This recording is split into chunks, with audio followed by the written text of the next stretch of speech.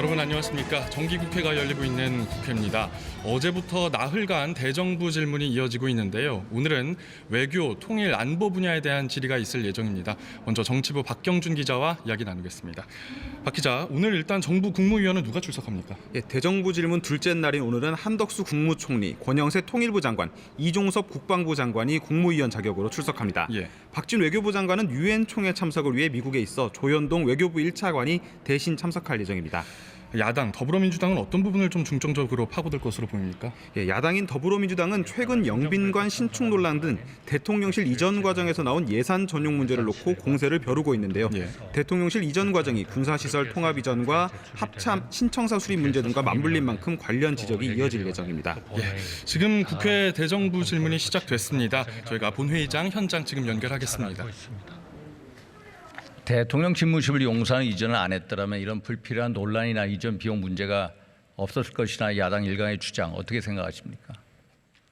그거는 그 청와대를 국민들한테 돌려줘야 된다는 것은 윤석열 대통령의 그 생각이 상당히 오래된 생각이고요. 또 과거 정부도 청와대로부터 관절을 좀 옮기는 것이 어떤가 하는, 국민한테 좀 더 가까이 가고 하는 그런 차원에서 여러 번 그런 생각과 계획이 있었던 것으로 알고 있습니다. 그러나 여러 가지 사정 때문에 이루어지지는 못했고 이번에 그 일이 이루어질 수 있었다 하는 말씀을 드리겠습니다. 어제 대통령께서 엘리자베스 2세 여왕의 장례식 참석하셨죠? 네, 그렇습니다.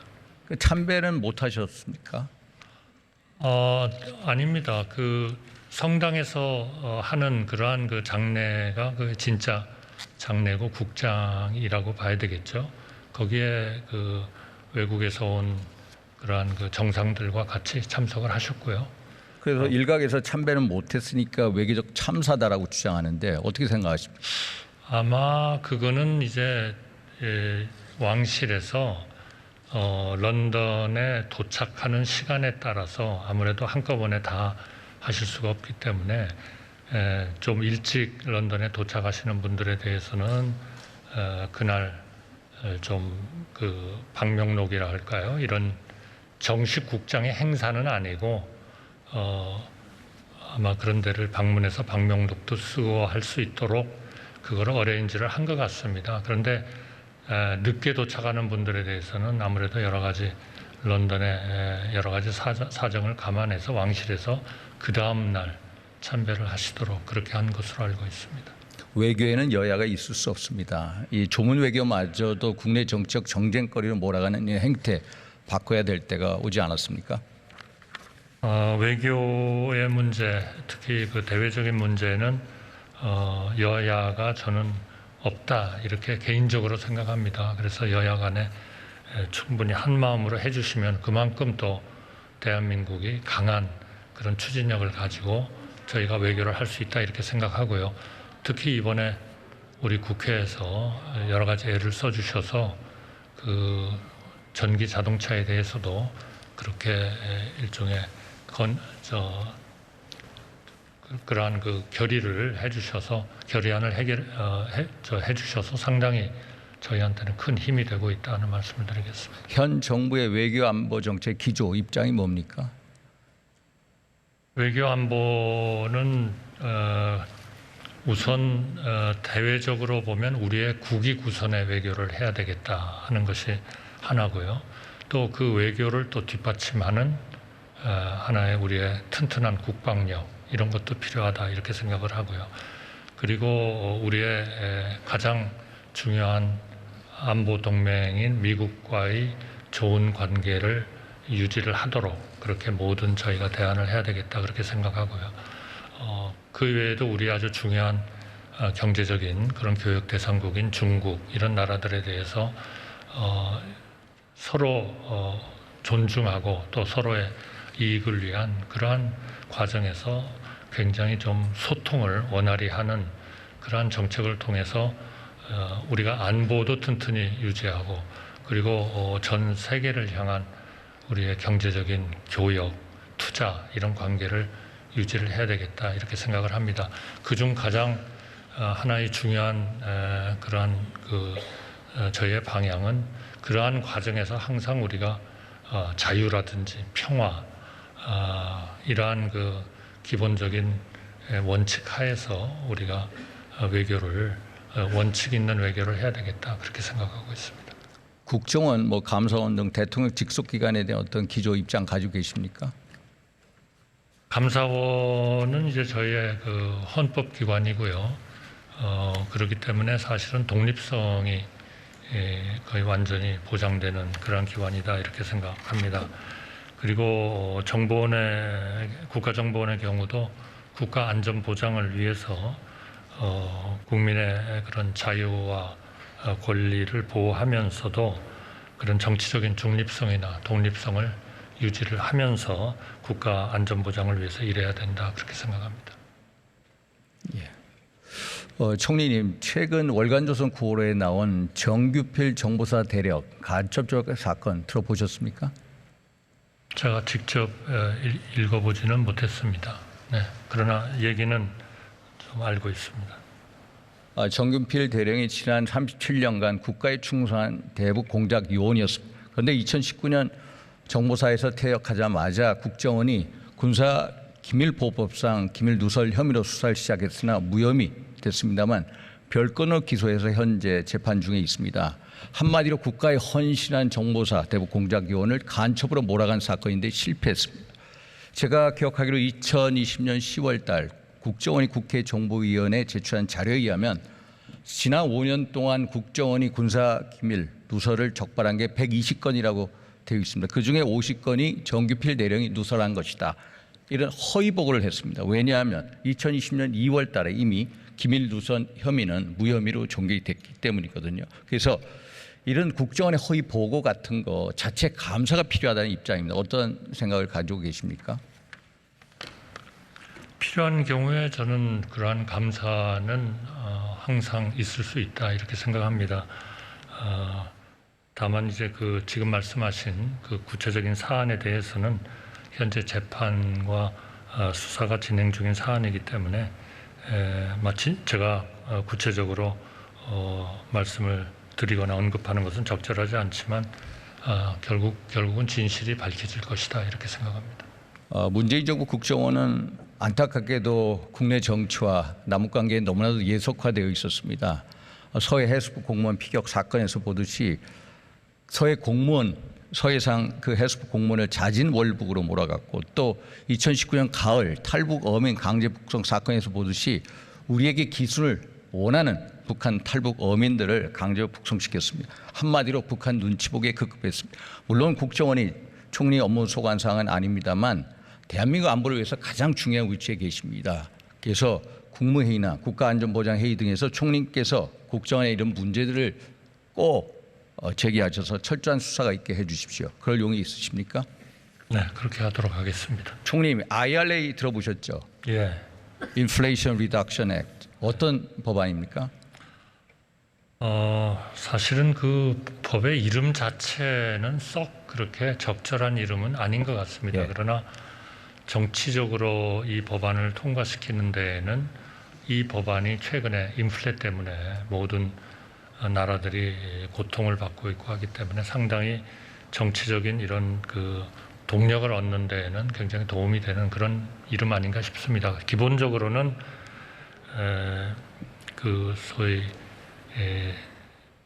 기후 변화에 대한 대응이라 할까요? 이런 대응의 일환으로 전기 자동차 같은 거를 보급을 늘리는데 보조금을 또 전기 자동차에 들어가는 배터리라든지 이러한 부품에 대한 여러 가지 그 지원책을 만들면서 동시에 또 사회적으로 약자에 대한 그런 보호 이런 대책도 같이 좀 들어있는 일종의 좀 혼합 법안 같은 거라고 봅니다. 그런데 저희하고 지금 가장 이 인플레이션 감축법이 저희가 중요하다고 생각하는 것은 바로 우리나라의 아주 그 핵심 첨단 기술이 내재되어 있는 전기 자동차라든지 거기에 들어가는 부품들이 이 법에 의한 여러 가지 보조 정책에 의해서 영향을 받기 때문에 미국에서의 경쟁력에 많은 영향을 받을 수 있다 이렇게 생각을 하고 그 법이 우리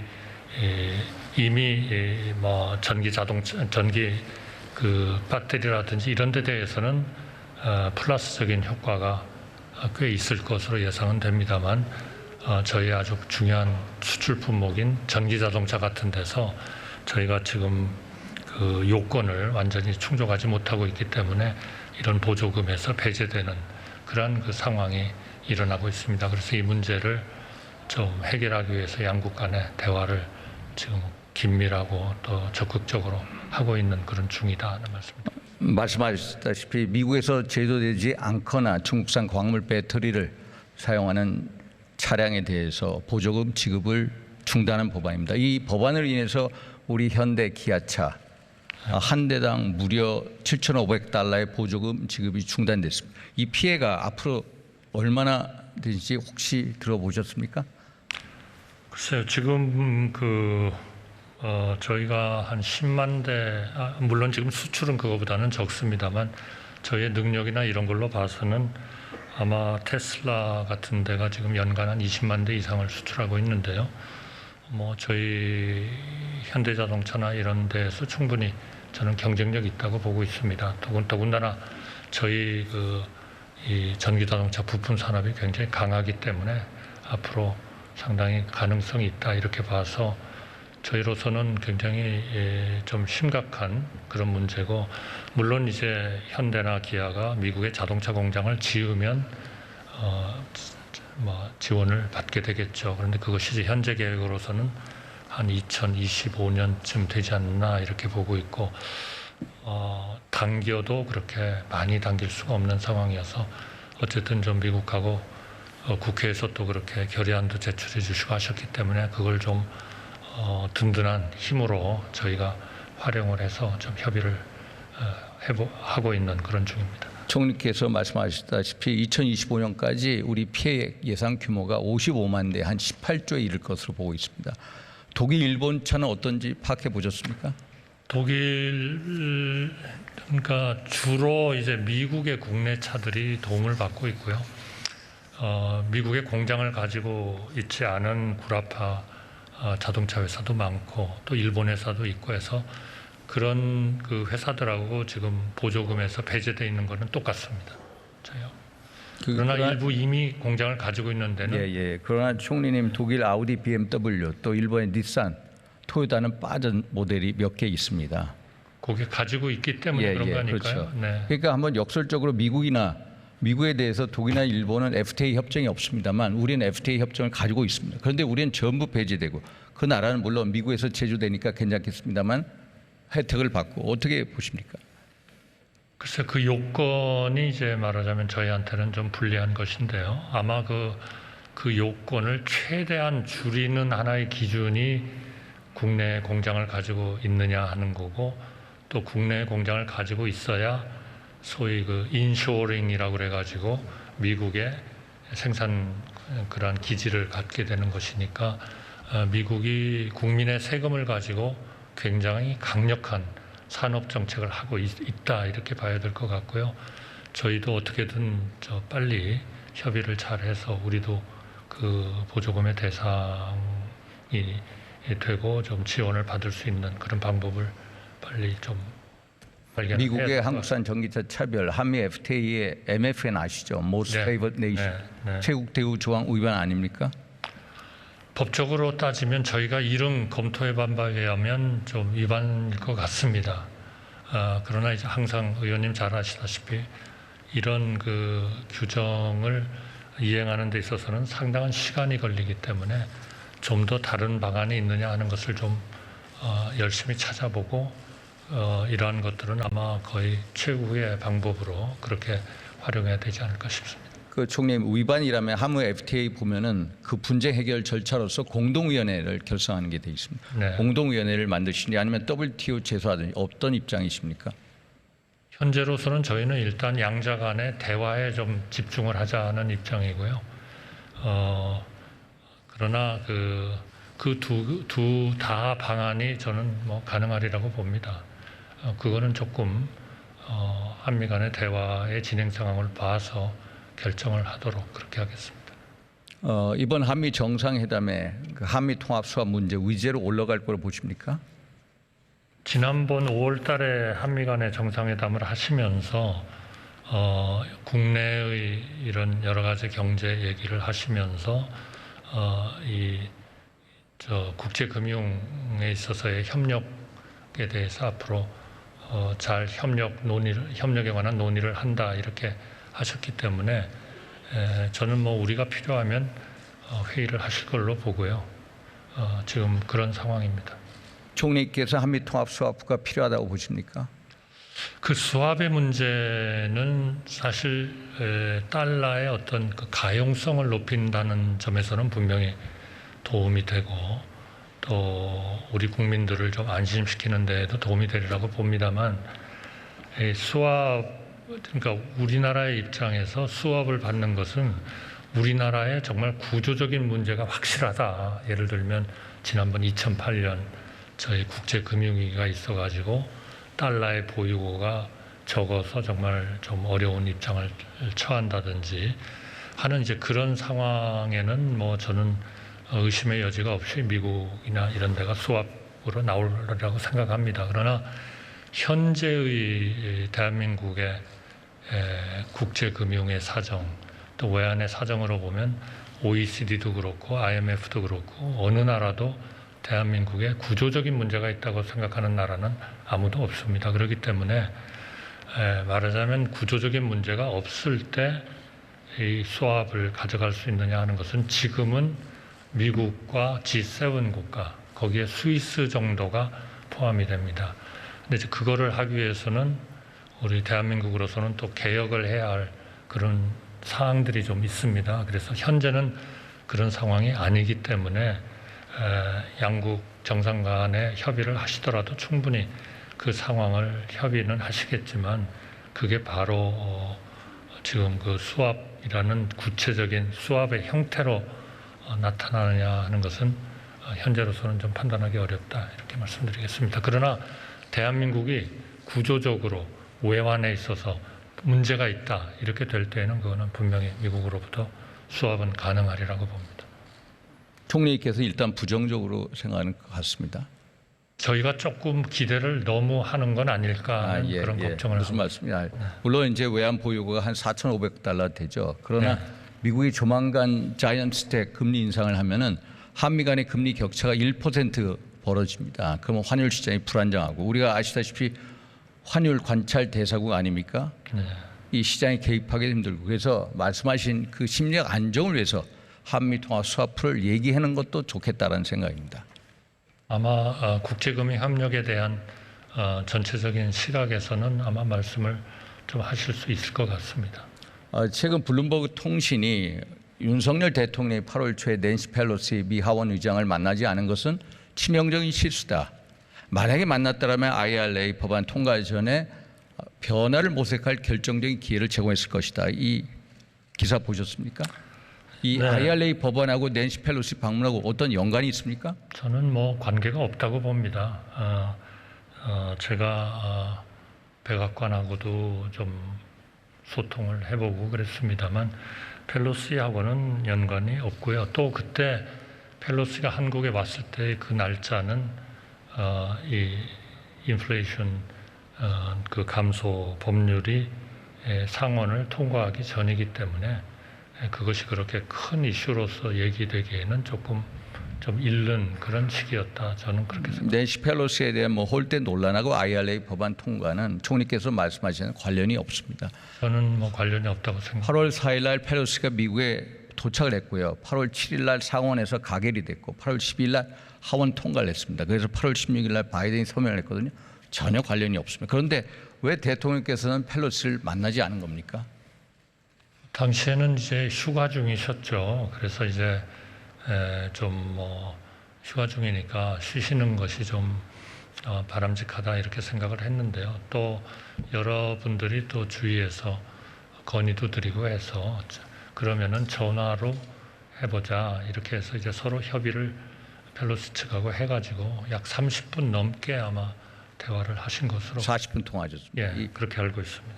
근데 휴가차 뭐 전화로 통화하셨다는데 이 국익을 국익을 종합적으로 고려했다. 청와대 수석의 얘기인데 그게 맞습니까? 제가 보기에는 국익을 종합적으로 고려했으면 당연히 만나야죠. 글쎄요. 오히려 중국의 눈치를 본 거 아닙니까?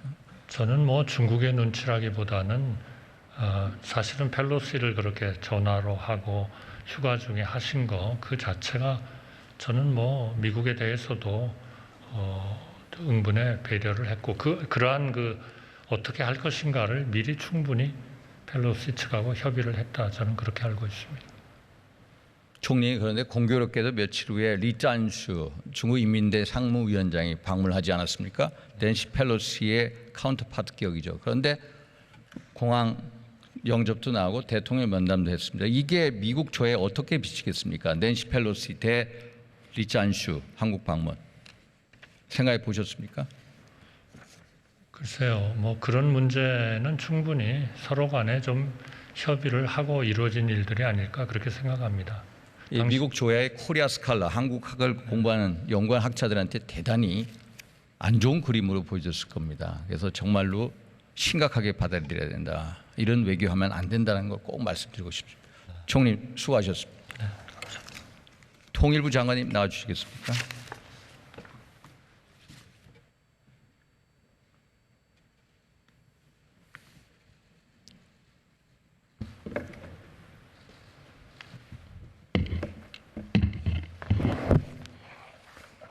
예, 통일부 장관입니다. 장관이 북한에 대한 담대한 구상 설명 좀 해주시겠습니까? 그 담대한 구상은 북한을 비핵화로 유도하는 구상입니다. 뭐 앞으로도 질문이 많이 나오겠습니다만은 그 담대한 구상이 이전까지의 구상과 가장 큰 차이를 먼저 드린다면은 이전의 구상들은 대개 북한의 비핵화와 경제적인 지원을 이렇게 서로 맞바꾸는 형태였었다면은 이 담대한 구상 같은 경우는 경제적인 지원 외에 북한이 핵 개발의 그 어떤 구실로 삼고 있는 소위 안보 우려 이 부분도 우리가 어드레스를 해서 이 군사 정치적인 분야까지 논의를 하겠다 이런 점에서 가장 큰 차이가 있다고 보고요. 또 이 담대한 구상에 대해서 주로 비핵 개방 3천과 비교를 많이 하고 있습니다만은 그 비핵 개방 3천과 또 다른 점은 비핵 개방 3천 같은 경우는 그 경제적인 지원 조치도 비핵화와 뭐 1대1로 그렇게 아주 비례적으로 교환을 하고 있음에 비해서 담대한 구상 같은 경우는 이 북한의 비핵화 의지가 확실하다면은 초기에 선제적으로 민생이라든지 인도 협력에 대해서 과감한 조치를 할 수 있다라는 점에서 큰 차이가 있다고 볼 수가 있겠습니다.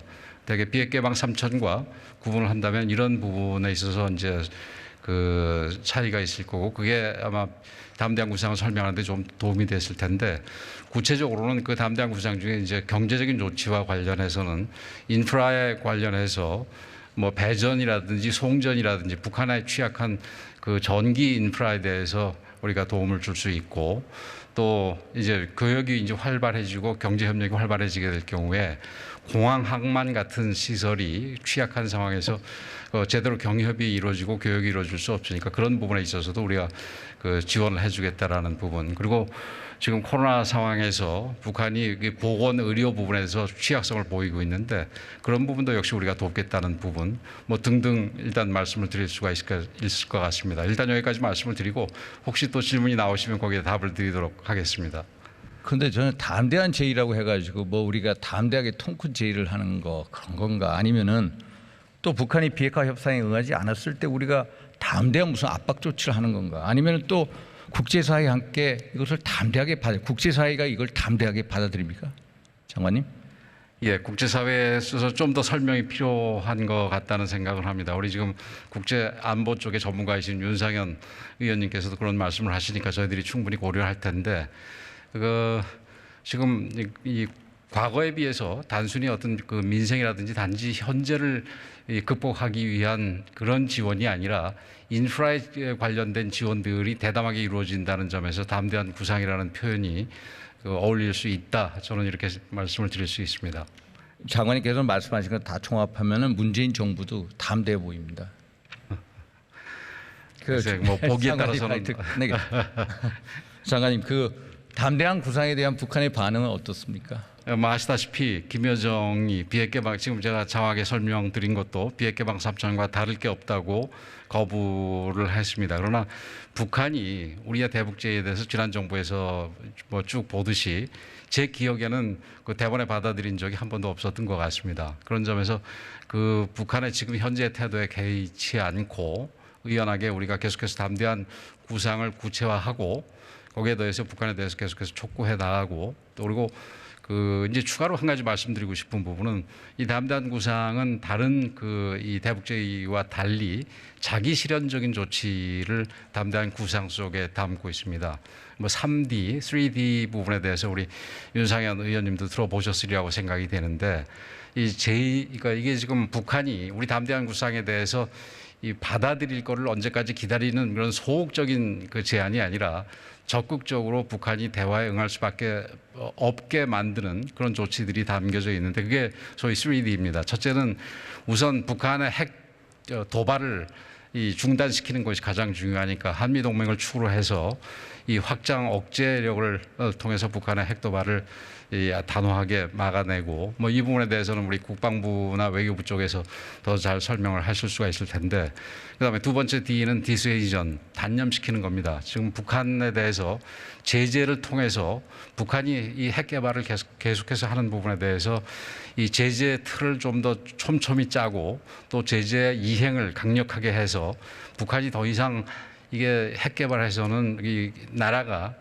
뭐 좀 시쳇말로 얘기하면 결단나겠구나 이렇게 생각을 해서 궁극적으로는 디다이얼로그 세 번째 D입니다. 이 외교적인 대화로 나올 수밖에 없게 해서 거기서 담대한 구상의 구체적인 내용을 논의할 수 있도록 하자는 게 담대한 구상의 대략적인 얼개입니다. 허망한 꿈 꾸지 마라. 이게 김정은의 답변입니다. 예. 누가 자기 운명을 강남떡 따위로 팔아먹겠냐. 또 우리 최준영이라고 뭐 그 북한 통일연구원 참사는 담대한 망상이라고 그러더라고요. 예, 뭐 그건 얼마든지 선전 매체에서는 그 좀 심한 말을 할 수가 있다고 생각이 됩니다만은 북한이 김정은이 9월 8일 날 시정연설에서 한 얘기 중에 핵무력 법안을 만들면서 이 북한의 핵 정책의 변화는 정치 군사적인 상황의 변화에서만 가능하다 이런 얘기를 했습니다. 근데 지금 아까도 말씀드렸습니다마는 지금 담대한 구상은 바로 정치 군사적인 상황의 변화까지 우리가 생각을 하겠다라는 점에서 이 북한의 김정은이나 김여정을 포함해서 우리 담대한 구상에 대해서 좀 더 연구를 해가지고 하루빨리 대화로 나오기를 기대합니다. 북한의 반응은 예견하셨죠? 그렇죠. 저 아까도 말씀드렸듯이 우리의 대북제의에 대해서 바로 뭐 우리가 응하겠다 이렇게 나온 적이 한 번도 없습니다. 그래서 또 제가 좀 장황하게 말씀을 드렸습니다만 3D를 통해서 이 대화로 나올 수밖에 없게 만드는 것이 우리 정부의 생각입니다. 북한은 지난 4월 25일 조선인민군 창건 90주년 기념회에서 북한 핵무기를 우리에게 선제적으로 사용하겠다는 의지를 노골적으로 표명했고요. 지난 9월 8일인가요? 핵무기 사용 법제화를 마쳤습니다. 예. 명실공히 북한이 공격이 당할 위험에 처했을 때도 남한에 대해서 핵무기 공격을 하겠다는 것을 법으로 명기했습니다.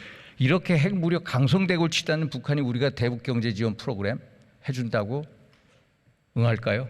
다시 한번 말씀드립니다만은 그래서 우리가 경제 지원 정도가 아니라 경제 지원도 사실은 매우 담대하게 인프라에 관련한 지원으로 생각을 하고 있습니다만은 그 정치 군사적인 상황에 대해서 변화를 우리가 줄 수도 있다라는 부분을 우리가 제안한 겁니다. 그 지금 많은 분들이 얘기하기를 좀 비판적으로 보는 북핵의 포기에 대해서 비판적으로 생각하는 분들이 이 카다피라든지 리비아에 유크레인을 보고 도대체 북한의 김정은이 이 핵 포기할 거라고 생각을 하느냐 이렇게 얘기를 하고 있습니다만은 그 지금 주변에 이 러시아와 그다음에 카다피 같은 경우는 내부적으로 무너졌습니다만 그건 뭐 저희들이 어떻게 할 수 없는 문제인데 그 이 미국도 그렇고 우리도 그렇고 이 나중에 이제 군사 정치적인 조치에 있어서 이 북한의 체제에 대한 어떤 두려움을 해소할 수 있는 조치를 같이 머리를 맞대고 고민해서 북한의 요구 사항을 합리적인 범위 내에서 들어준다면은 좋은 결과를 만들어낼 수도 있을 것이다 이렇게 생각을 하고 있습니다. 북한 문제는 한편으로 인내심을 가지고 접근을 해야 되지만 또 다른 한편으로는 끊임없는 그 낙관을 가지고 우리가 그 노력을 해야 되는 부분이다 이렇게 생각을 합니다. 제가 보기에는 이 북한이 쉽게 응하지 않을 것 같아서 말씀드립니다. 왜냐하면은 이 북한은 우리의 대북 경제력을 레버리를 쓰는 것을 김정은이 인정하려 하지 않고요. 김정은이 가장 필요한 것은 국제 무역 체계, 금융 체계 편입이고 또 우리 정부 혼자 만든 북한 비핵화 시의 남북 경협 방안 이게 매력적으로 보일까요? 또 남북 경협하면 김정은은 시혜라고 생각합니다. 우리 정부의 호의가 이런 걸 통틀어 보면 이게 잘 안 될 것 같아서 말씀드립니다. 그 마지막 부분과 관련해서 사실은 북한이 사실은 국제 금융이라든지 국제 투자 쪽의 어떤 접근에 대해서 원하는 것을 저희들도 알고 있어서 아까 설명을 다 못 드렸습니다만은 담대한 구상 중에 한 내용이 이거는 어느 정도 비핵화가 진전된 다음에야 가능하겠습니다만은 북한을 국제 금융 체제라든지 편입을 시키고 또 국제 투자가 가능할 수 있도록 그렇게 유도하는 것도 담대한 구상 중에 한 부분입니다. 일각에서는 뭐 MB 정부의 비핵 개방 3천 옥사판이다. 좀 전에 아니다라고 말씀하셨지 않습니까? 그래서 지금 근데 뭐 정치 군사적인 우려 해소 또 정치 군사적인 여러 조치했는데 전 비핵 개방 3천은 선 비핵화 그다음에 후 경협이라고 하지 않습니까? 근데 그것도 사실은 조금 그런데 제가 보면은 그 비핵 개방 3천에도 북한이 진정성 있는 조치를 취하면 우리가 경제 공동체, 사회 공동체, 민족 공동체를 만들 수 있거든. 그걸 통해서 우리가 군사 협력 방안도 논의할 수 있고 경제 지원도 할 수가 있습니다. 그래서 그렇게 차별화되는 것이다. 그 우리의 담대한 구상은 뭐 나중에 다 잘 돼가지고 지금 뭐 신뢰가 쌓이면 그제 가서 군사 정치적인 협력을 하겠다는 게 아니라 초기부터 군사 정치적인 협력을 논의할 수도 있다라는 부분이고요.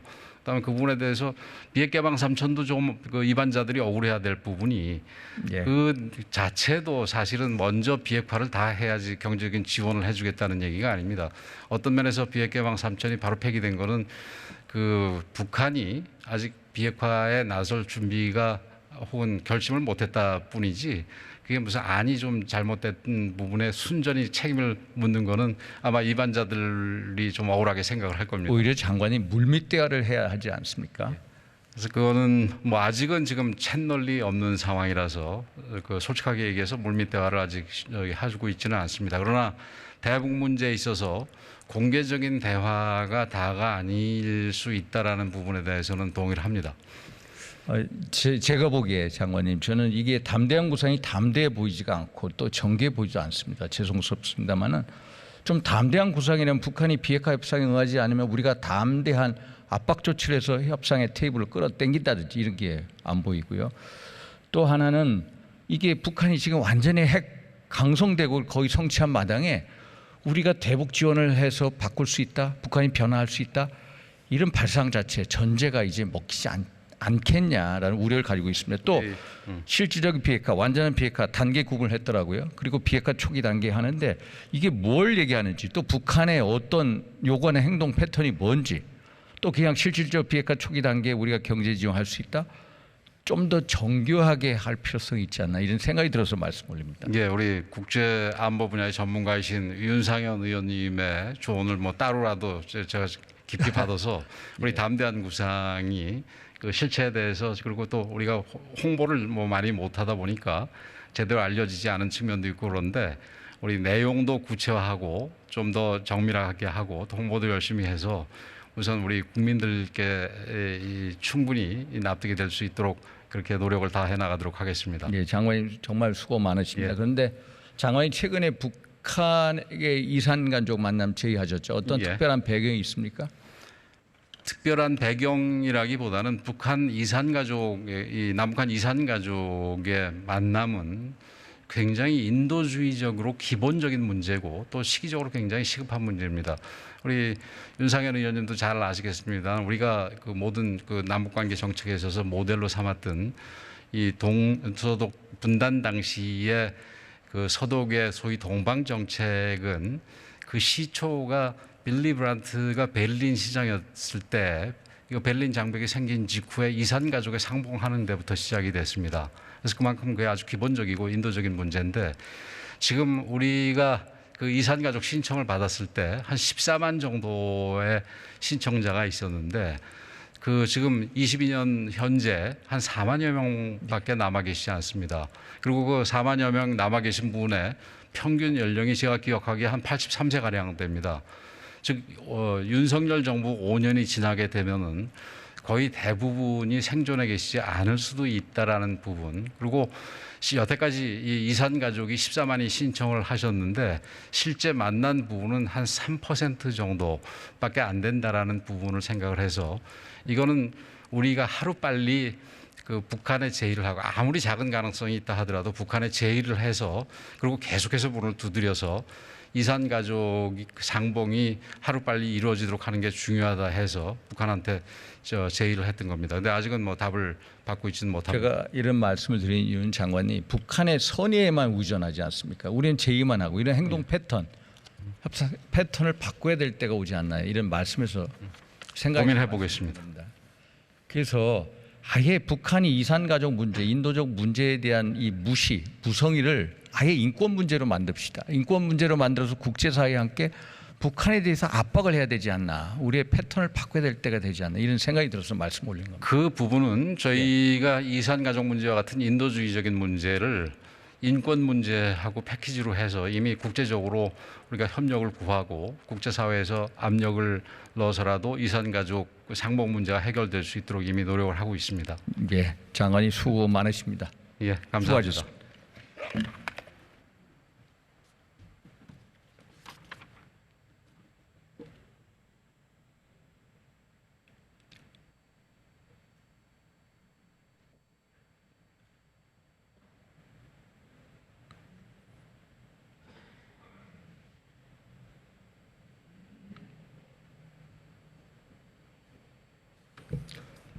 존경하는 의장님 그리고 선배 동료 의원 여러분, 윤석열 정부가 글로벌 중추국가로서의 기치를 내걸고 한미 동맹을 글로벌 포괄적 전략적 동맹으로 발전시키고 한중 관계를 상호 존중에 입각한 한중 관계로 만들겠다고 하고 노력을 하고 있습니다만 한중 관계는 지난 정부의 그림자 때문에 아직까지 본 궤도에 올라와 있지 못합니다.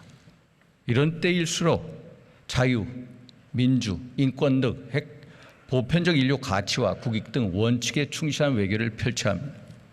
좀 전에 통일부 장관이니까 질의응답이 있었습니다만 우리 정부의 북한에 대한 담대한 구상이 그렇게 담대해 보이지 않는 것도 사실입니다. 좀 전에 말씀드린 지난 정부의 비핵 개방 3천을 확대 손질한 것으로 보이는 것도 일견 사실인 것 같습니다. 정말로 북한의 호응을 어떻게 이끌어낼 것인지, 북한이 호응을 안 할 경우 어떤 담대한 압박 조치를 취할 것인지, 그리고 국제사회와 함께 어떻게 정교한 대책을 만들어서 제시할 것인지 다시 한번 윤석열 정부에서 숙고해 주시기 바랍니다. 그래서 부디 윤석열 정부에서 북한 비핵화의 물꼬를 트기를 꼭 기대합니다. 경청해 주셔서 감사합니다. 윤상현 의원 수고하셨습니다. 다음은 경남 김해갑 출신의 더불어민주당 민홍철 의원 나오셔서 질문해 주시기 바랍니다.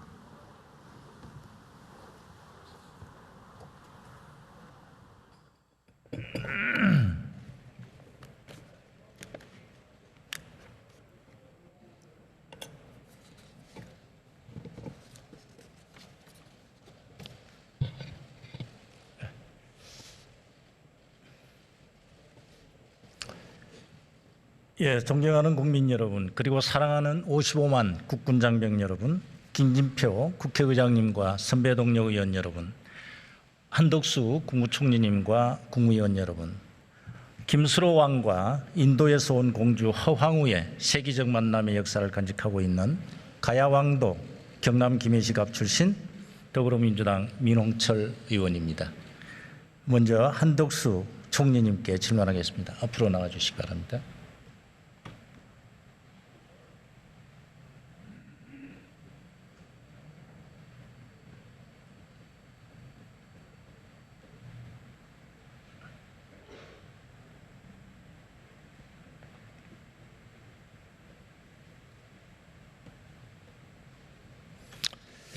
예, 총리님 수고 많으십니다. 총리님 그 조문과 장례식 참석은 엄연히 다른 것이죠? 네, 예, 우리 정서상도 그렇고 아마 세계 보편적인 장례 문화도 그렇을 겁니다. 분명히 윤석열 대통령 내외분께서는 영국 고의 엘리자베스 2세 여왕의 조문을 가신다고 조문외교를 강조를 하셨습니다.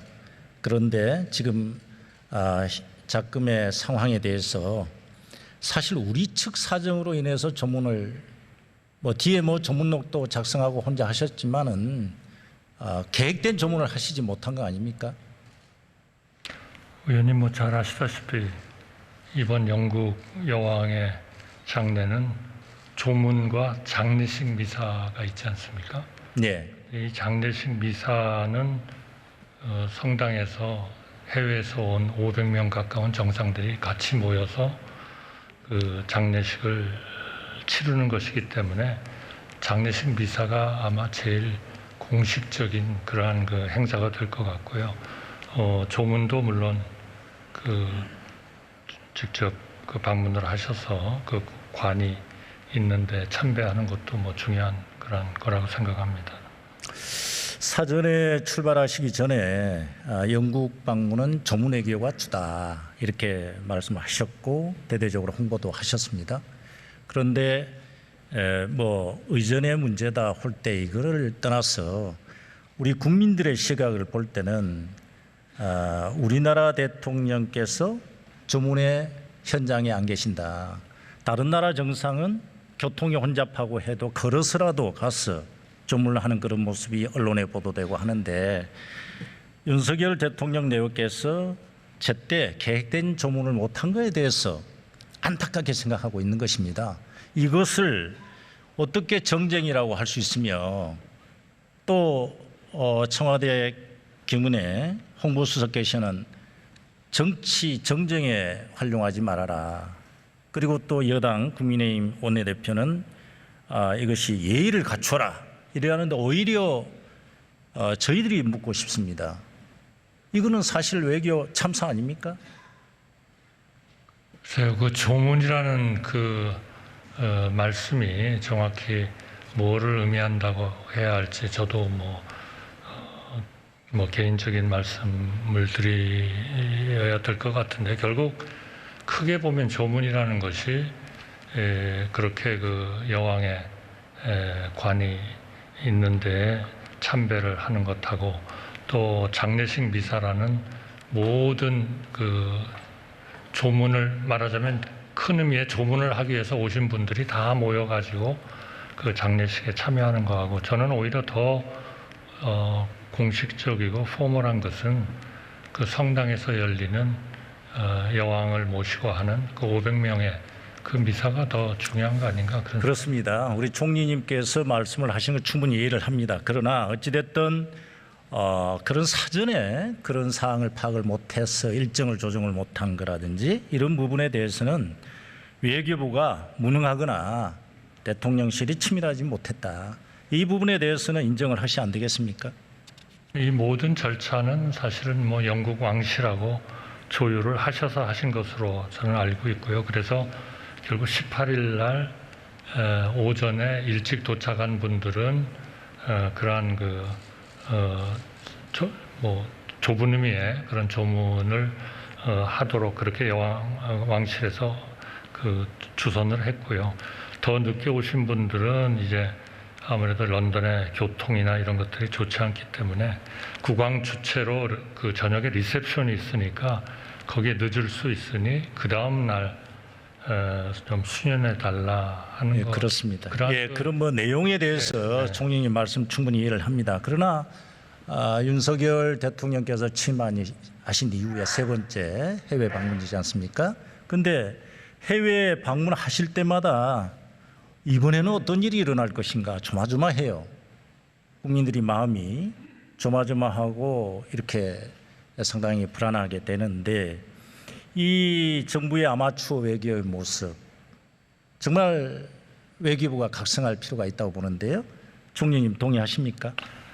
물론 저희가 항상 최선을 다해야 되겠습니다만 이번에 그 조문 문제는 뭐 대통령뿐만이 아니고요. 좀 늦게 런던에 도착하신 그 EU 폰테어 라이언 EU 집행위원장, 파키스탄 총리, 모나코 국왕, 그리스 대통령, 오스트리아 대통령, 이집트 총리 다 같이 그 장례식 후에 조문록을 작성함으로써 뭐 조문의 행사를 마치신 것으로 그렇게 알고 있습니다. 예. 그리고 윤석열 정부의 외교 정책, 아까 총리께서 원칙 있는 외교, 국익 우선, 한미동맹 강화 여러 가지 기조를 말씀해 주셨는데 특히 미국과의 관계에서 동맹 강화를 강조하고 기술적 포괄 동맹을 윤석열 대통령께서도 아주 강조하고 계시는데 그런데 여러 가지 사정상 우리의 기대와는 달리 미국의 일방적인 어떤 정책, 우리 외교 정책은 거기에 뒤따라가고 있거든요. 사후 수습하는 이런 어떤 사후 약방문 같은 또 소잃고 외양간 고치는 이런 외교 모습. 어떻게 이것을 시정을 해야 되겠습니까? 총리님 견해는 어떻습니까? 뭐 제가 의원님의 뭐 질문의 진위를 이해를 한다면 전체적으로 이런 국가의 안보 또 억지력을 튼튼히 하는 거 이런 것들은 아주 정상적으로 잘 진행이 되고 있고 또 이번에 그 북한 핵 문제에 대해서도 확장 억제를 위한 그 회의가 아주 성공적으로 개최가 됐고 그런 것은 아마 의원님께서 잘 아시리라 생각이 들고요. 아마 경제 쪽에서 조금 그런 문제가 있는 것 같습니다. 이거는 사실 지금 바이든 대통령께서 트럼프 대통령이 했었던 여러 가지 좀 국제 사회로 보면은 다소 좀 그 보호주의적인 이런 그 정책을 아직 완전히 다 수정하지는 못하고 있다 이렇게 생각이 들고요. 아마 이거는 좀 중간 선거가 끝나면 조금씩 좀 변화가 있지 않을까 그렇게. 그러니까요. 그런 문제까지도 고려해서 우리의 국익을 보호하기 위한 외교 활동이 돼줘야 되는데 IRA만 하더라도 그렇습니다. 미 의회에서 진작부터 7월 이전부터 입법 과정에 있었고 하는데 분명히 미국 대사관도 있지 않습니까? 그 정보도 입수해서 대책을 본국에 송부하고 말이죠. 대책을 미리미리 세워서 우리의 국익을 보호할 수 있는 활동을 해줘야 되는데 통과되고 난 다음에 손들면 어떻게 되겠습니까? 이런 문제를 지금 제기하고 있는 겁니다. 네.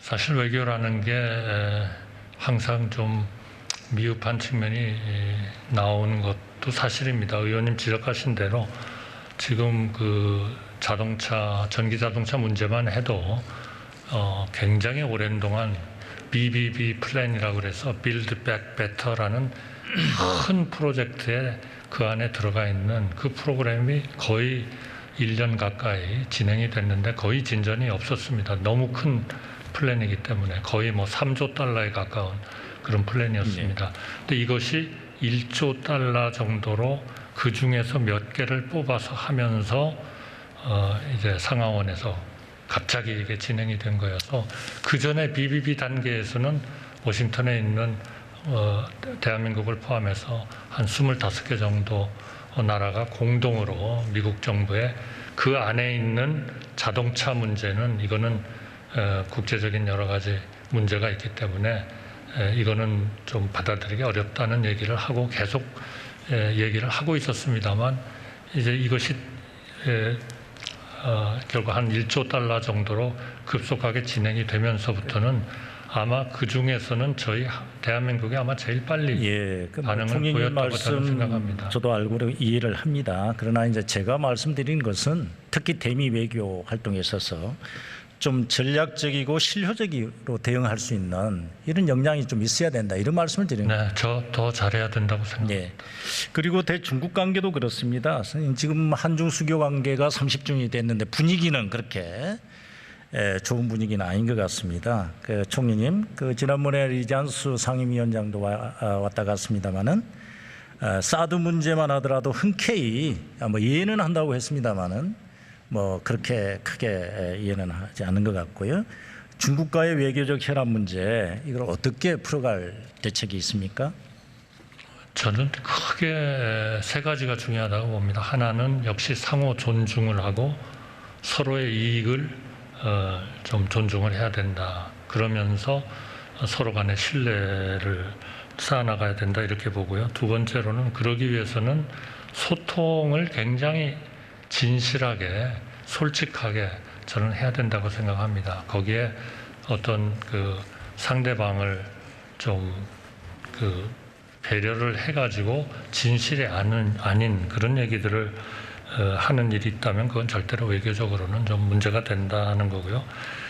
세 번째로는 그렇게 했을 때 우리가 얘기할 거를 분명하게 하고 그 원칙을 지키고 거기에는 변동이 없어야 된다 이렇게 생각합니다. 그런데 이 세 가지를 모두 다 잘 지키는 그러한 그 외교 이것도 굉장히 사실 뭐 노력이 좀 드는 거죠.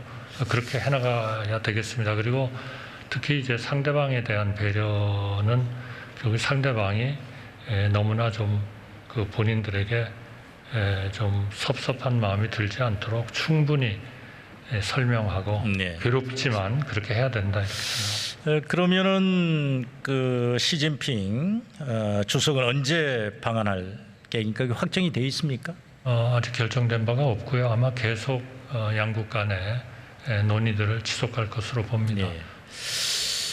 북한 핵 문제에 대해서 한번 질문드리겠습니다. 지금 이제 북한이 핵무력의 법제화 단행했지 않습니까? 그 노림수가 뭐라고 보십니까? 뭐 여러 가지 북한이 항상 어떤 정책을 할 때는 어느 한 가지 목표만을 가지고 하는 것 같지는 않습니다. 상당히 다원적인 그런 목적을 가지고 한다고 봅니다만 결국 지금까지의 좀 남북 간의 관계에 대한 실망 같은 것도 좀 있는 것 같고요. 또 사실 본인들로 봐서는 국제사회의 어떤 동의를 얻어가면서 남북 간에 할 수 있는 일에 상당히 좀 제한이 있었다라는 생각도 하는 것 같습니다.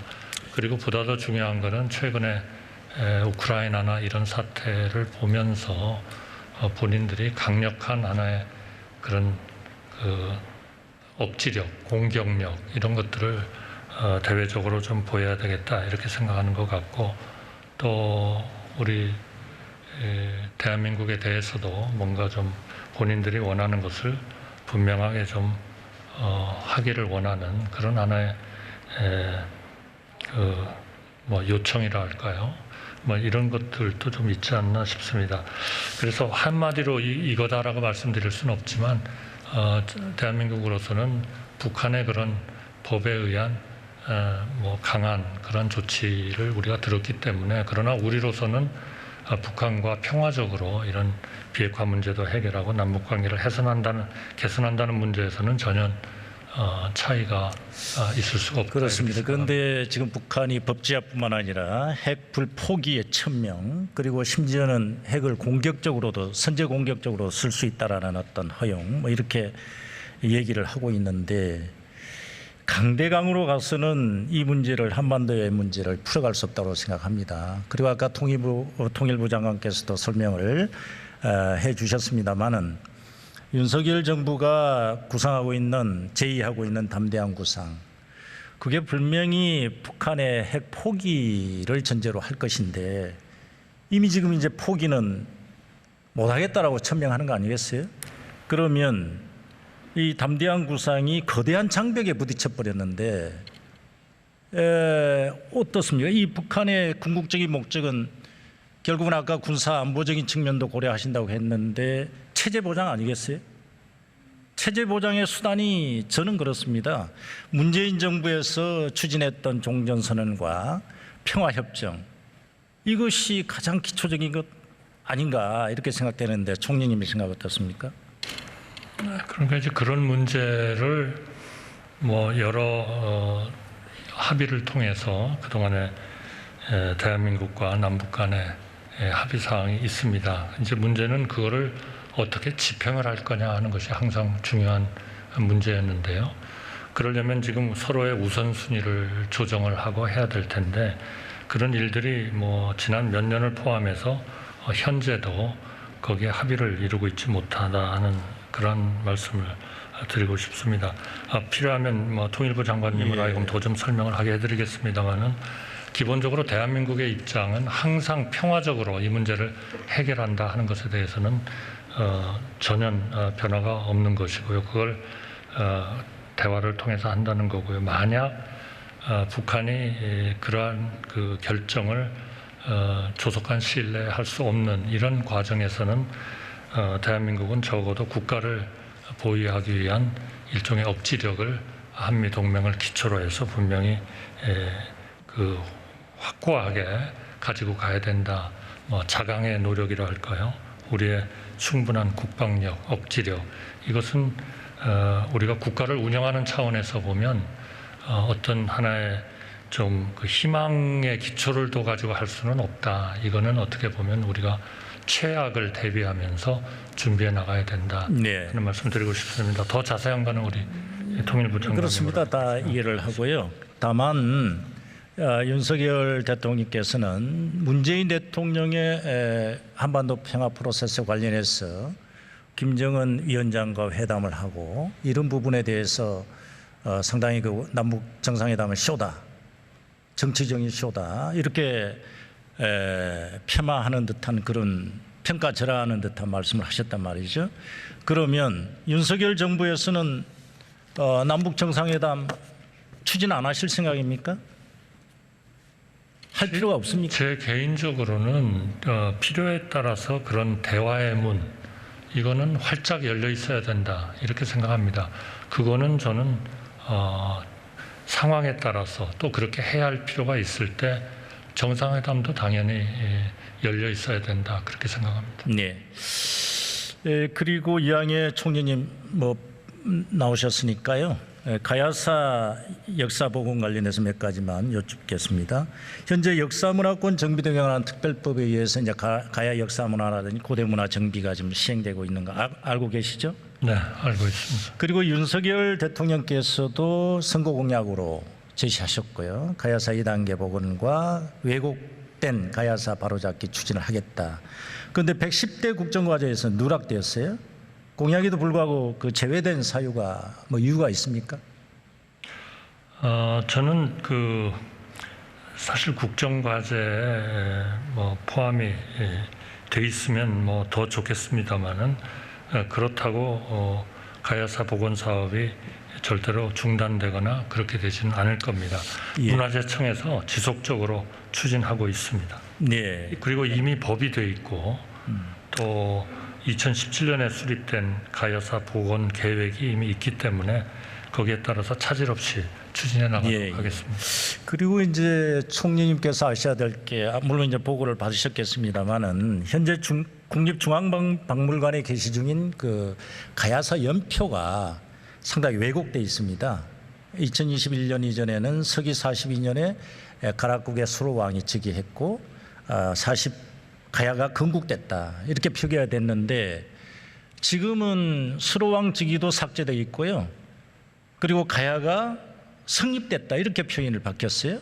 이게 이제 상당히 시정돼야 하는데 조치를 좀 취해 주시고요. 그 다음에 현재 정부가 그 가야 고분군에 대해서 세계 유네스코 등재 작업을 지금 하고 있습니다. 거기에 보면은 그 일본 서기에 근거한 임나 일본무설에 근거한 그 명칭으로 지금 등재하려고 하고 있거든요. 그래서 그 부분에 대해서 심각한 문제로 인식을 해 주시고요. 그 시정할 수 있도록 좀 총리님께서 그 살펴봐 주시기를 바랍니다. 네, 의원님께서 여러 번 지적도 하시고 또 정부에도 말씀을 해주시고 해서요.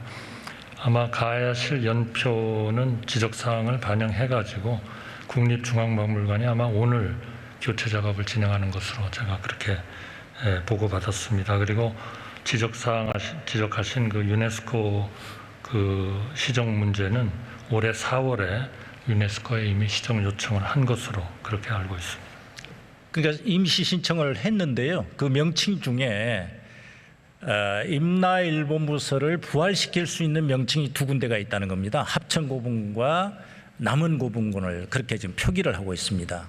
그래서 그 부분에 대해서 총리님께서 다시 살펴봐 주십사 이런 말씀을 드리는 겁니다. 네, 그렇게 하겠습니다. 네, 예, 감사합니다, 총리님. 들어가셔도 좋겠습니다.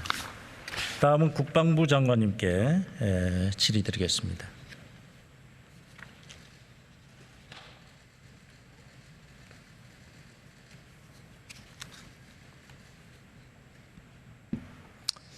예, 장관님 이번에 한미연합훈련 지휘하시느라고 수고 많으셨습니다. 예. 예, 감사합니다. 그 BTS 병역 문제 이게 지금 뭐 여론조사를 통해서 군대를 보내고 가고 안 가고 이렇게 지금 결정되는 듯한 분위기인데요. 이거 병역 군대 가고 안 가고를 여론조사를 통해서 결정할 수 있습니까? 아닙니다. 그렇지 않습니다. 저희 국방부 입장을 다시 한번 말씀드리면 예. 이 BTS 병역 문제 관련해서는 그 병역 의무 이행의 공정성 측면에서 대체복무 제도를 확대하는 것은 어렵다 하는 기존의 입장에는 변함이 없습니다. 그렇습니다. 헌법상의 4대 의무 중에 가장 중요한 병역 의무는 법과 원칙에 따라서 시행을 해야 된다 이렇게 생각을 하고요. 장관님의 그러한 확고한 의지 지켜지기를 바랍니다. 그다음 이번에 처음으로 이제 한미연합 훈련 을지 프리덤 실드 훈련을 실시하셨는데 그 평가는 어떻게 하십니까? 우선 가장 크게 말씀드릴 수 있는 부분은 이 5년 만에 정부 연습과 한미연합 군사 연습을 통합해서 실시함으로써 어떤 국가 총력전 개념의 연습을 할 수 있었다 하는 것이 가장 큰 차이점이고 또한 성과라고 말씀드릴 수 있을 것 같습니다. 네. 그리고 이번에 처음으로 이제 우리 한국군 대장이 지휘를 했죠. 거기에 대해서는 평가를 어떻게 하고 계십니까? 예, 전작권 전환 준비 차원에서 우리 한국군 대장인 연합사 부사령관이 지휘를 했었는데 사실은 지난 IOC 때도 하긴 했었습니다. 그런데 이번 이제 FOC 연습 계기를 통해서 FOC를 거치면서 한 단계 더 진전된 그런 성과를 가져왔다 이렇게 보실 수 있습니다. 그러면 이번에 이제 FOC 평가를 한 걸로 지금 말씀 주셨는데 그 결과는 어떻습니까? 그 결과는 이제 FOC는 미치게 평가하고 또 우리 한 측 합참에서도 자체적으로 평가하고 해서 나중에 그 결과를 종합을 해서 나중에 연말 SCM 때 보고를 하도록 되어 있습니다. 그래서 현재 그 평가 결과를 종합 분석하는 단계라고 말씀드릴 수 있고 지금 그 결과를 말씀드리긴 아직 좀 이르다 이렇게 보시면 될 것 같습니다. 그러면은 다음 단계인 FMC로 바로 넘어갈 수 있습니까? 반드시 그렇게 된다 이것은 어렵고 결과를 보고 결과가 어느 정도 충족하는가를 판단하고 그 다음에 다른 조건들과 함께 검토해서 다음에 언제쯤 FMC를 할 수 있겠다라는 것을 판단할 수가 있습니다. 그 판단에 따라서 FMC 일정이 정해지게 되겠습니다. 지난 5월 윤석열 대통령께서 미국의 소리 방송 인터뷰에서 전작권 전환 서두르지 않을 듯한 그런 말씀을 하셨는데 그 전작권 전환에 대해서 국방장관께서는 어떤 견해를 갖고 계십니까? 예, 전작권 전환은 조건이 충족되면은 한다 하는 것이 저희 국방부 입장입니다. 그래서 그 조건이 충족되기 위해서 한미가 함께 지속적으로 노력해 왔고 앞으로도 노력할 것이라는 점 말씀드립니다. 그러니까 이번에 이제 FOC까지 했으니까요. 이제 나머지는 FMC가 있지 않습니까? 그건 정치적인 양국의 한미 양국의 정치적인 결단인데 한반도 주변의 안보 상황이기 때문에 그럼 이게 빨라질 수도 있나요? 예, 그 FMC가 끝났다고 해서 또는 FMC 결과가 만족스럽다고 해서 조건이 충족되는 것은 아닙니다. 그 IOC, FOC, FMC를 거쳐서 그 평가하는 것은 미래 연합사를 한국군 주도로 지휘할 수 있는가 없는가를 판단하는 것이고 그것은 여러 가지 조건 중에 한 가지입니다. 그래서 조건이 우리 한국군의 핵심 군사 능력 확충부터 시작해서 여러 가지들이 있기 때문에 그 중에 하나다라는 점을 말씀드리고 그러니까 조건에 기한 전작권 전환은 전작권 전환을 안 하겠다라는 의지 아니냐 이렇게 지금 비판을 하고 있는 겁니다. 예, 의지가 없다라고 보시기는 좀 그렇고 이것이 이제 최초의 계획보다 좀 지연되고 있는 것은 사실인데 그 가장 근본 이유는 북한의 핵위협이 대두된 겁니다. 최초에 2006년에 합의했을 때는 북한 1차의 핵실험도 하기 전이었습니다. 우리 그 점을 좀 감안하셔서 이제는 알겠습니다. 핵위협이 현실화되어 있기 때문에 좀 고려를 하셔야 되겠다는 생각입니다. 자, 그럼 이제 북한이 핵 지휘국을 선언해 버렸고요. 법제화도 돼 버렸고 이제 경량화까지 하고 선제 핵 공격도 불사하겠다. 재래식 무기 공격에 대해서도 핵을 사용할 수 있다. 이런 상황이 돼 버렸는데, 그리고 한반도에서 핵 전쟁이 시작할 수 있는 아주 가장 높은 지역이 돼 버렸는데, 여기에 대한 국방부의 전면적인 전쟁 수행 방법의 변화, 작전 계획이라든지 전투 수행 방법이라든지 우리 군의 보호, 방어 문제라든지 이걸 준비해야 될 때 아니겠습니까? 어떤 대책을 갖고 계십니까? 가장 중점을 두고 저희들이 하고 있는 것이 핵 사용을 억제하는 것이 1번입니다. 그래서 핵 사용을 억제하기 위해서 우리가 한미 간의 확장 억제 실행력을 높이는 것, 그러니까 확고하게 미국의 그 공약이 지켜줄 수밖에 없다는 것을 단정적으로 계속 확인을 하는 것이고, 아울러 미국에만 의존할 수 없으니 우리도 그 군사력을 확충해 나가겠다 하는 것이 이제 삼축 체계에 해당되는 것인데, 그래서 변경해서 준비를 하고 있다는 점 말씀드립니다. 그래서 이번에 이제 SCG 확장 억제 정책 회의 결과가 발표가 됐지 않습니까? 그런데 사실은 전례 없이 압도적이고 결정적인 대응을 하겠다.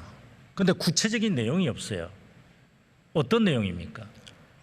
구체적으로는 이제 너무 모호해진 것 같아요. 기존보다 이번 EDSG 협의를 통해서 좀 더 진전된 모습은 핵에 대한 어떤 전략 수립 과정에서 한 측이 좀 더 접근할 수 있는 그런 기회를 가지게 된다 하는 점을 말씀드리고, 그다음 군사적으로 이것이 핵 위협 단계별로 어떻게 조치할 것인가 하는 문제는 공개된 자리에서 말씀드리기 좀 곤란하고, 다음 기회가 될 때 비공개 자리에서 말씀을 드리겠습니다. 그러니까 결국은 여러 가지 이제 핵 우산 속에서 말이죠. 억제하려면 우리의 의지, 대한민국의 의지에 따라서 움직여줘야 되지 않습니까?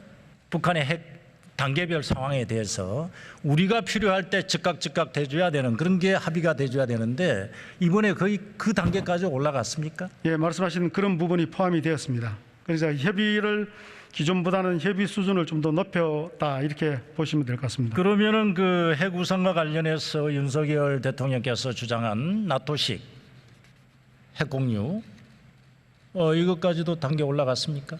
그 부분하고는 좀 차원이 다릅니다. 방금 말씀하신 그 부분은 우리가 한반도 비핵화 정책을 계속 유지하고 있기 때문에 그 내용은 포함되지 않고, 다만 아까 의원님께서 말씀하셨듯이 우리의 의지가 반영될 수 있도록 그 협의 채널이라든지 협의 수준이라든지 이런 것을 기존보다는 더 강화시켰다. 네. 이렇게 답변드리겠습니다. 그 방위 산업이 이제 수출 100억 불을 눈앞에 두고 있는데요. 우리 지역에 방위 산업 지원을 위해서 구미나 창원이나 방위 산업이 육성되는데 방사청 지청을 설립해 달라라는 요구가 많아요. 장관님의 견해는 어떻습니까? 검토해 주실 수 있습니까? 예, 현재 지청 설치 계획은 없습니다만 말씀하시는 그 부분에 대해서 한번 검토를 해보겠습니다. 네, 수고하셨습니다. 예.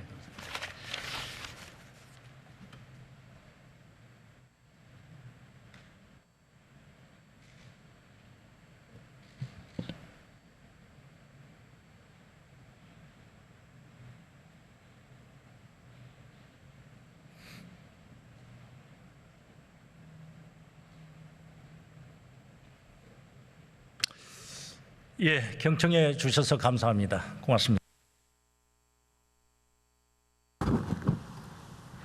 민홍철 의원님 수고하셨습니다. 다음은 국민의힘 비례대표 신원식 의원 나오셔서 질문해 주시기 바랍니다.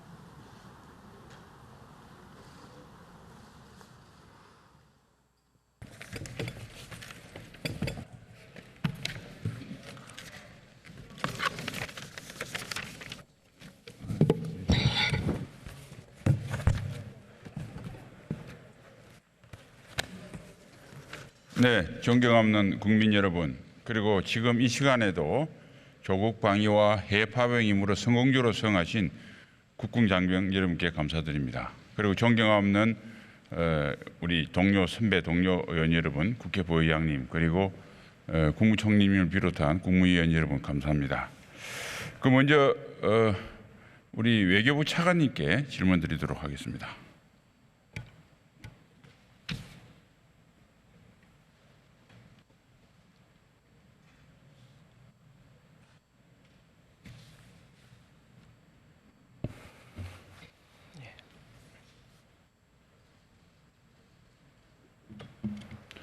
예, 차관님 이번에 그 EDSCG 다녀오셨죠? 네, 그렇습니다.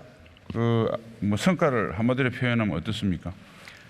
네, 그동안보다 그 핵 재래식 또 미사일 방어 등 기존의 미국이 제공하던 수단보다 더 강화된 또 여러 가지 진전된 비핵 수단까지도 다 동원해서 압도적인 그런 전력으로 우리를 방어할 수 있는 그런 미국의 확고한 입장을 재확인 받았습니다.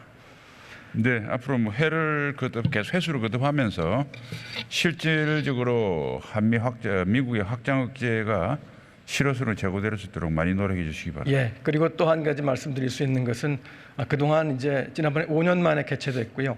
이번 그 회의를 통해서 매년 개최하기로 제도화했다는 점도 큰 성과라고 말씀드릴 수 있습니다. 예, 영국 뭐 조문 논란에 관련돼서 윤석열 대통령 내외에 여러 가지 국무총리님이 답변을 해주셨는데 제가 차관님을 특별히 제일 처음 모신 것은 그에 대한 논리를 외교부 전문 차원에서 좀 정리를 했으면 좋겠다. 반복된 게 있겠지만 질문드리겠습니다. 조문 취소되고 조문 없는 뭐 조문 외교다는 비난들이 많은데 외교부의 공식 입장은 어떻습니까? 예, 기본적으로 이번 행사는 뭐 조문으로 말씀드릴 수 있는 참배 조문록 서명도 있고요.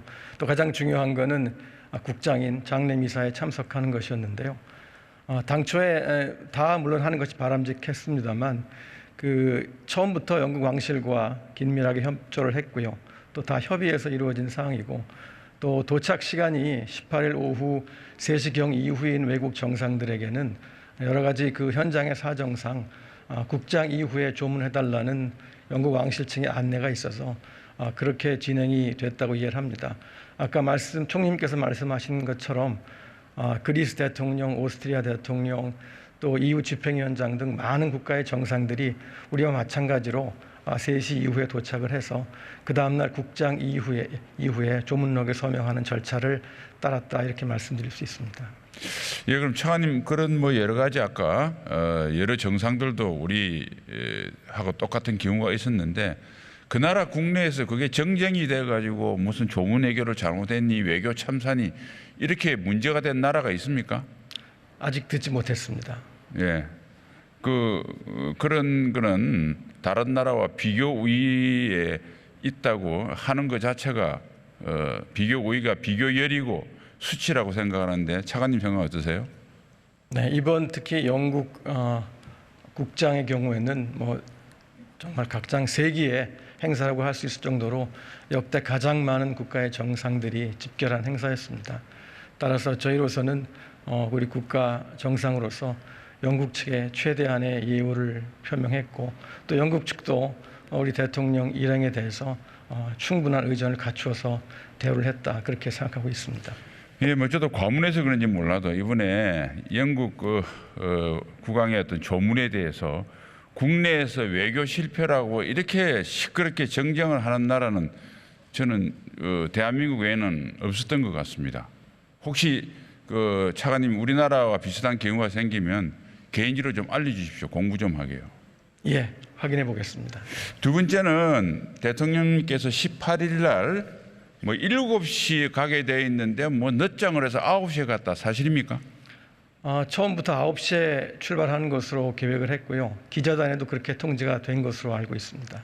그런 것도 왜 이런 늦장이라고 하는 이런 말도 안 되는 루머들이 비난들이 나왔는지 궁금한데 그 이유가 어디에 있다고 생각하십니까? 글쎄요. 여러 가지 좀 과도한 추측들이 있었지 않았나 싶고요.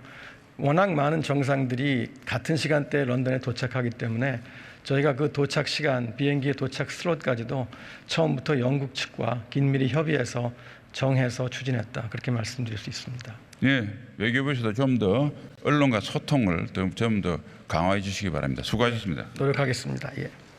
다음 총리님 준비해 주십시오.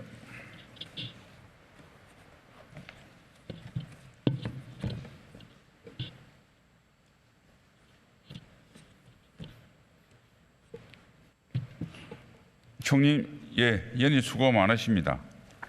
어제 대정부 질문을 보니까 민주당 모 의원이 장병 피복비를 뭐 국방부가 삭감해서 비정한 예산이다 이런 왜곡된 주장을 했는데 물론 뭐 어제는 당장 총리님께서 여러 가지 말씀하셨는데 좀 갑자기 질문을 충분치 않으셨으리라고 생각을 합니다.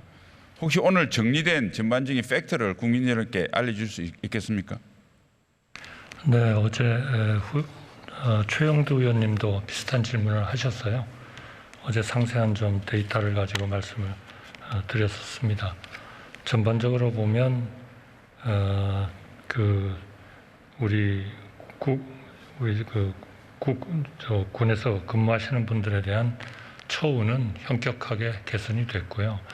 거기서 그 의원님께서 물으셨던 하나하나의 그 품목, 뭐 양말이라든지 팬츠라든지 이런 것들은 일종의 좀 더 나은 이런 구매 방법을 통해서 가격이 인하됐기 때문에 그러한 숫자들이 나왔다 하는 말씀을 보고 드렸고요. 우선 그 장병들의 전체적인 봉급이라든지 이런 것들이 다 많이 올라갔고 또 앞으로도 오를 것으로 예상하고 있기 때문에 우리의 전력에 조그만치도 차질이 없도록 그렇게 예산 편성이나 배정을 하고 있다 이렇게 확실하게 말씀드릴 수 있습니다.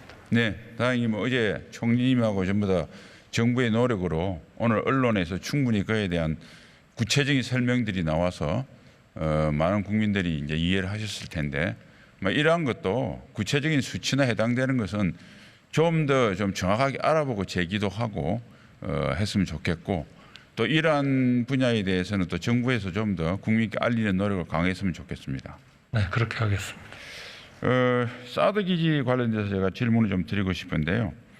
총리님 혹시 그 민간 시대가 뭐 우리나라뿐만 아니라 세계 각국의 군사 기지 인원과 물자 출입을 이렇게 장기간 방해하고 덜어눕고 뭐 이렇게 한 적이 걸 혹시 들으신 적이 있습니까?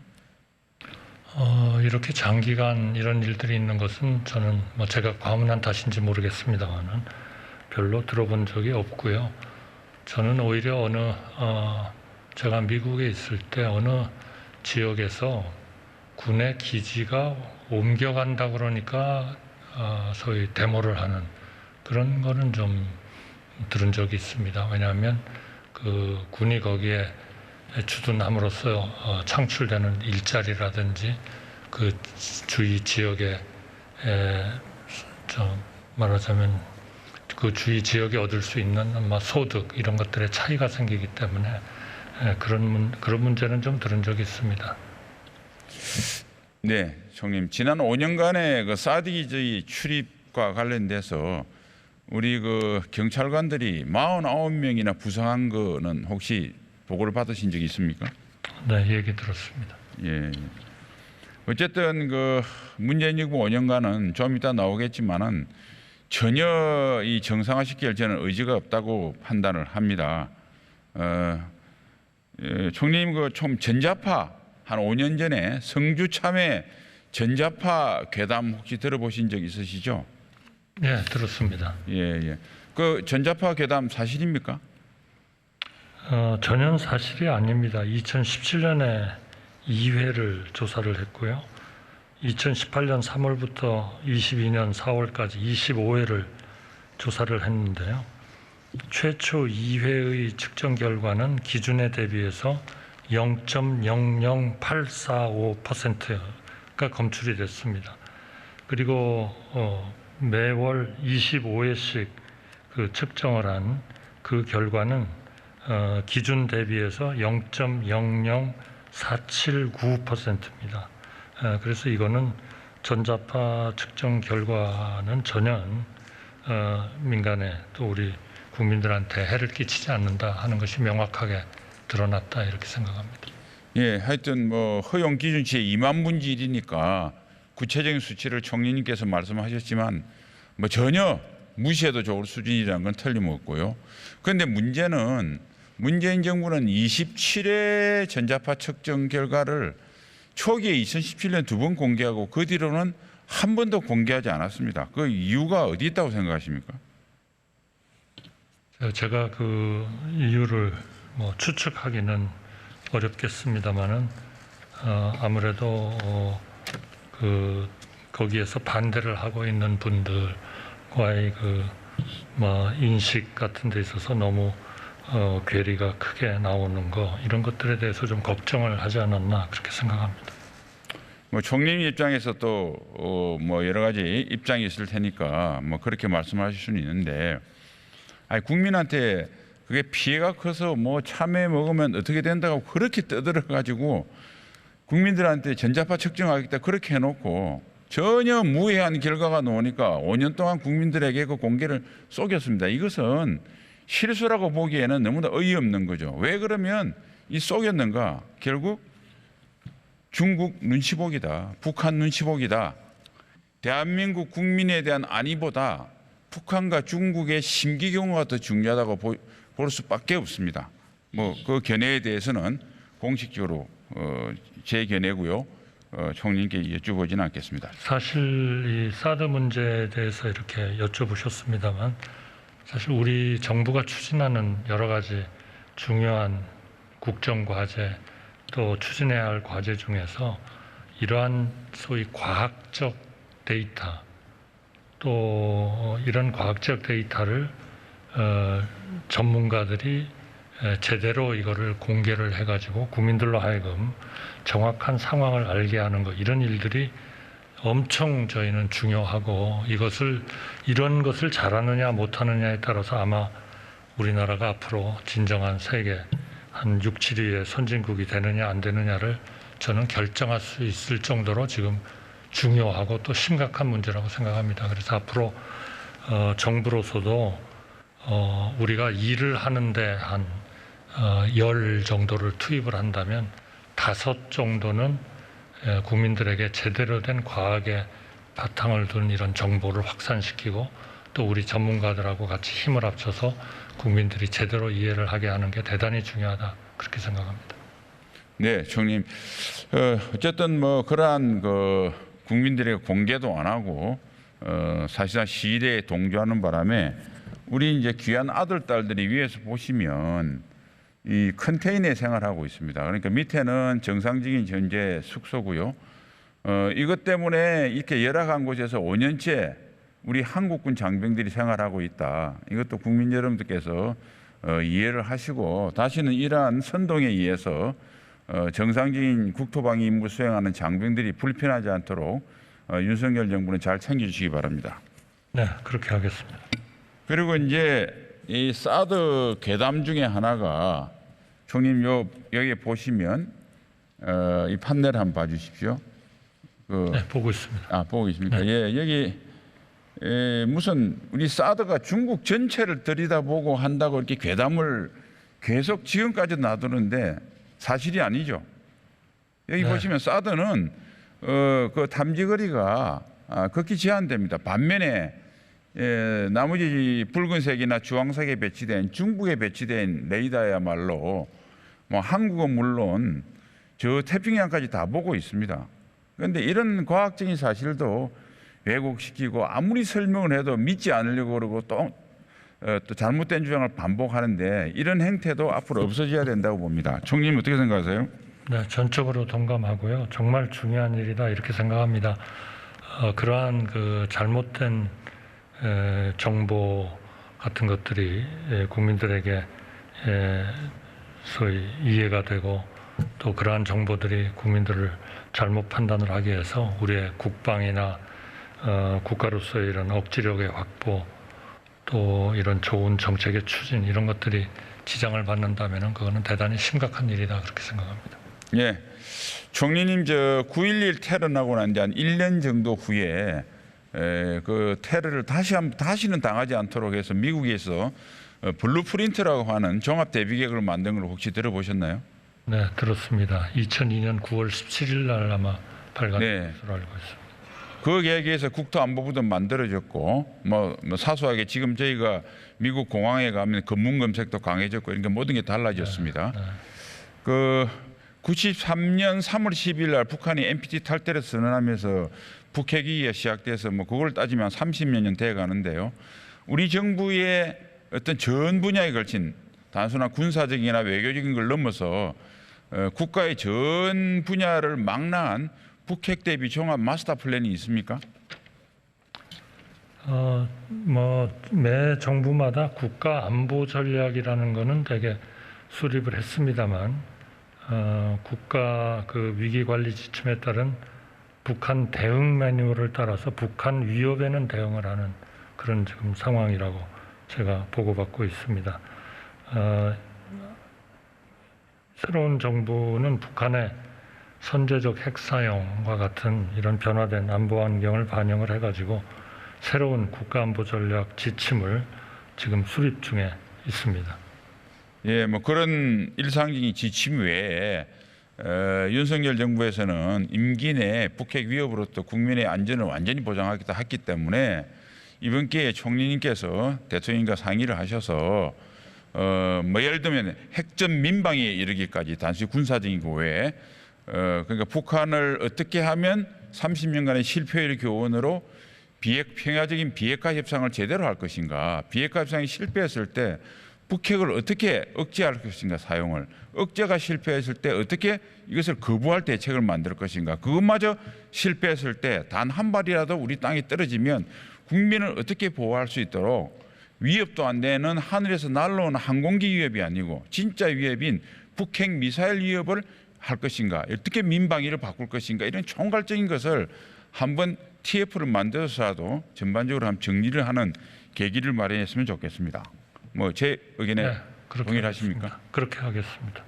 예, 총리님, 그리고 방사청 조직이 지금 국방부의 독립외청으로 운영되고 있긴 합니다. 그래서 사실은 이렇게 하다 보니까 대통령으로부터 장관에 이르는 통수권이 실질적인 이 방사청이 감독 및 통제로 벗어나고 있는 경우가 많습니다. 그래서 지금 야전에서는 무기를 빨리 달라고 아우성인데 방사청은 태평하게 검토 중이다. 애매한 사업은 책임이 두려워서 검토조차 안 한다는 제보가 굉장히 많고 의견이 많습니다. 그리고 실제로 기업에서 하는 방위사업 수출을 마치 방사청이 하는 것처럼 그걸 가지고 또 선전을 하고 있습니다. 방사청의 가장 중요한 이유는 야전에서 각 소요군에서 필요한 무기를 적기에 공급하는 데 있지 수출은 기업이 하는 겁니다. 그래서 이렇게 주객이 전도되지 않도록 하려고 그러면 국방 획득 체계 전반을 저는 일신해야 된다고 보고요. 여기에 통제를 강하기 위해서 국방부에 이와 관련된 제2차관을 두는 것을 한번 검토해 주실 것을 제가 총리님께 부탁을 드립니다. 네, 관계 부처로 하여금 검토하도록 하겠습니다. 지금 사실은 보시면 6개 부처가 2차 관제를 운영하고 있는데요. 뭐 형평성 뭐 여러 가지 다 보면 대개 6개 부처 차관들은 1인당 37개 과를 관장을 합니다. 국방부 차관은 80개 과를 관장을 해요. 그래서 이 문제는 좀 더 정부 조직과 함께 총리님께서 좀 별도로 임무를 주셔서 철저히 좀 검토를 해주시고 그 진행 경과는 본위원실에 국무조정실을 통해서 좀 알려주시면 고맙겠습니다. 네, 그렇게 하겠습니다. 네, 총리님 수고하셨습니다. 다음 국방부 장관님 좀.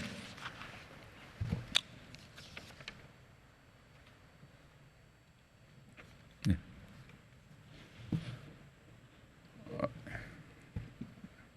예, 장관님 연일 수고 많으십니다. 장관님, 북한의 국방 예산 규모는 어느 정도로 보십니까? 뭐 정확하게 그 평가하기는 어렵지만 약 11조 원 정도로 추산하고 있습니다.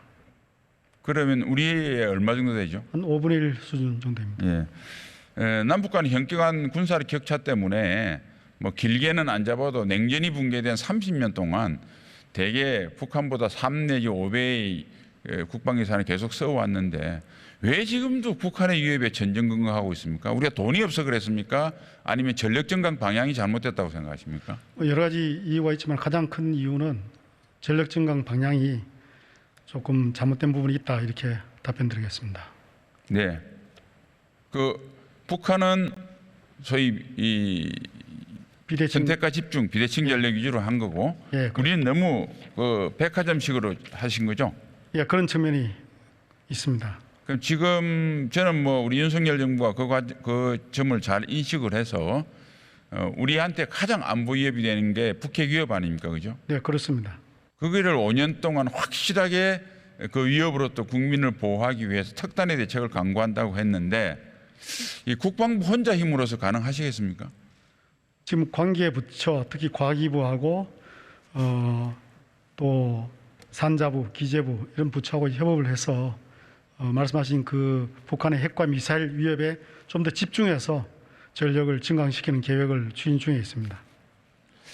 예, 과거에 보면 국방과 관련된 사업 중에서 뭐 미군기지 이전 사업이나 큰 사업들은 총리실에서 국무조정실에서 TF를 만들어서 강하게 추진한 적이 있는데 이 총리님도 나오셨지만 장관님께서는 그 방안을 총리실에서 좀 TF를 만든다든지 또는 대통령께 건의드려서 범정부적인 어떤 조직체를 만들어서 추진하면 좋을 것 같다. 장관님도 물론 노력하지만 장관님 혼자 여러 장관님들을 설득하기에 좀 제한이 있지 않을까 뭐 이렇게 생각해 봅니다. 어떻게 생각하십니까? 예, 말씀하신 그 분야에 대해서 저희들이 추진할 수 있는 그런 그 틀을 만들고 있는 중인데 나중에 구체화되면 한번 보고를 드리겠습니다. 네, 특단의 대책답게 좀 특단의 대책을 강구해 주시기 바랍니다. 수고하셨습니다. 예.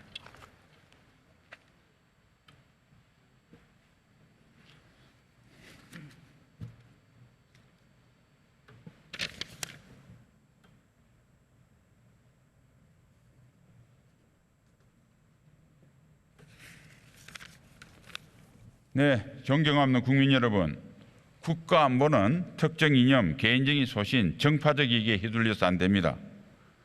이 땅에 다시는 안보를 과소평가하고 왜곡하는 행위, 당리당략을 우선해서 정부의 안보 정책을 무조건 반대하는 행위, 거짓 선동을 서슴지 않는 행위, 동맹을 멀리하고 북한과 중국에 굴중하고 눈치 보는 행태, 군의 명예와 사기를 저하시키고 임무 수행을 방해하는 일들을 다시는 일어나서는 안 됩니다. 무너진 안보 태세를 바로 세우고 두 국군이 하려는 정부의 노력에 국민 여러분께서 힘을 실어 주실 것을 간곡히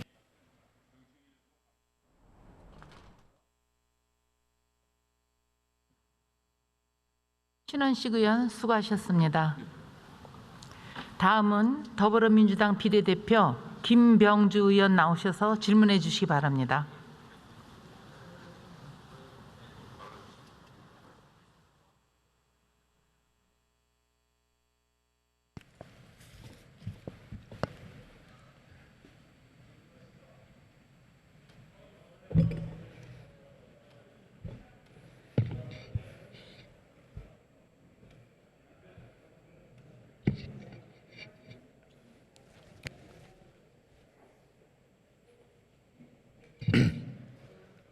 예, 존경하는 국민 여러분, 김영주 부의장님과 선배 동료 의원 여러분, 한덕수 국무총리를 비롯한 국무위원 여러분, 더불어민주당 김병주 의원입니다.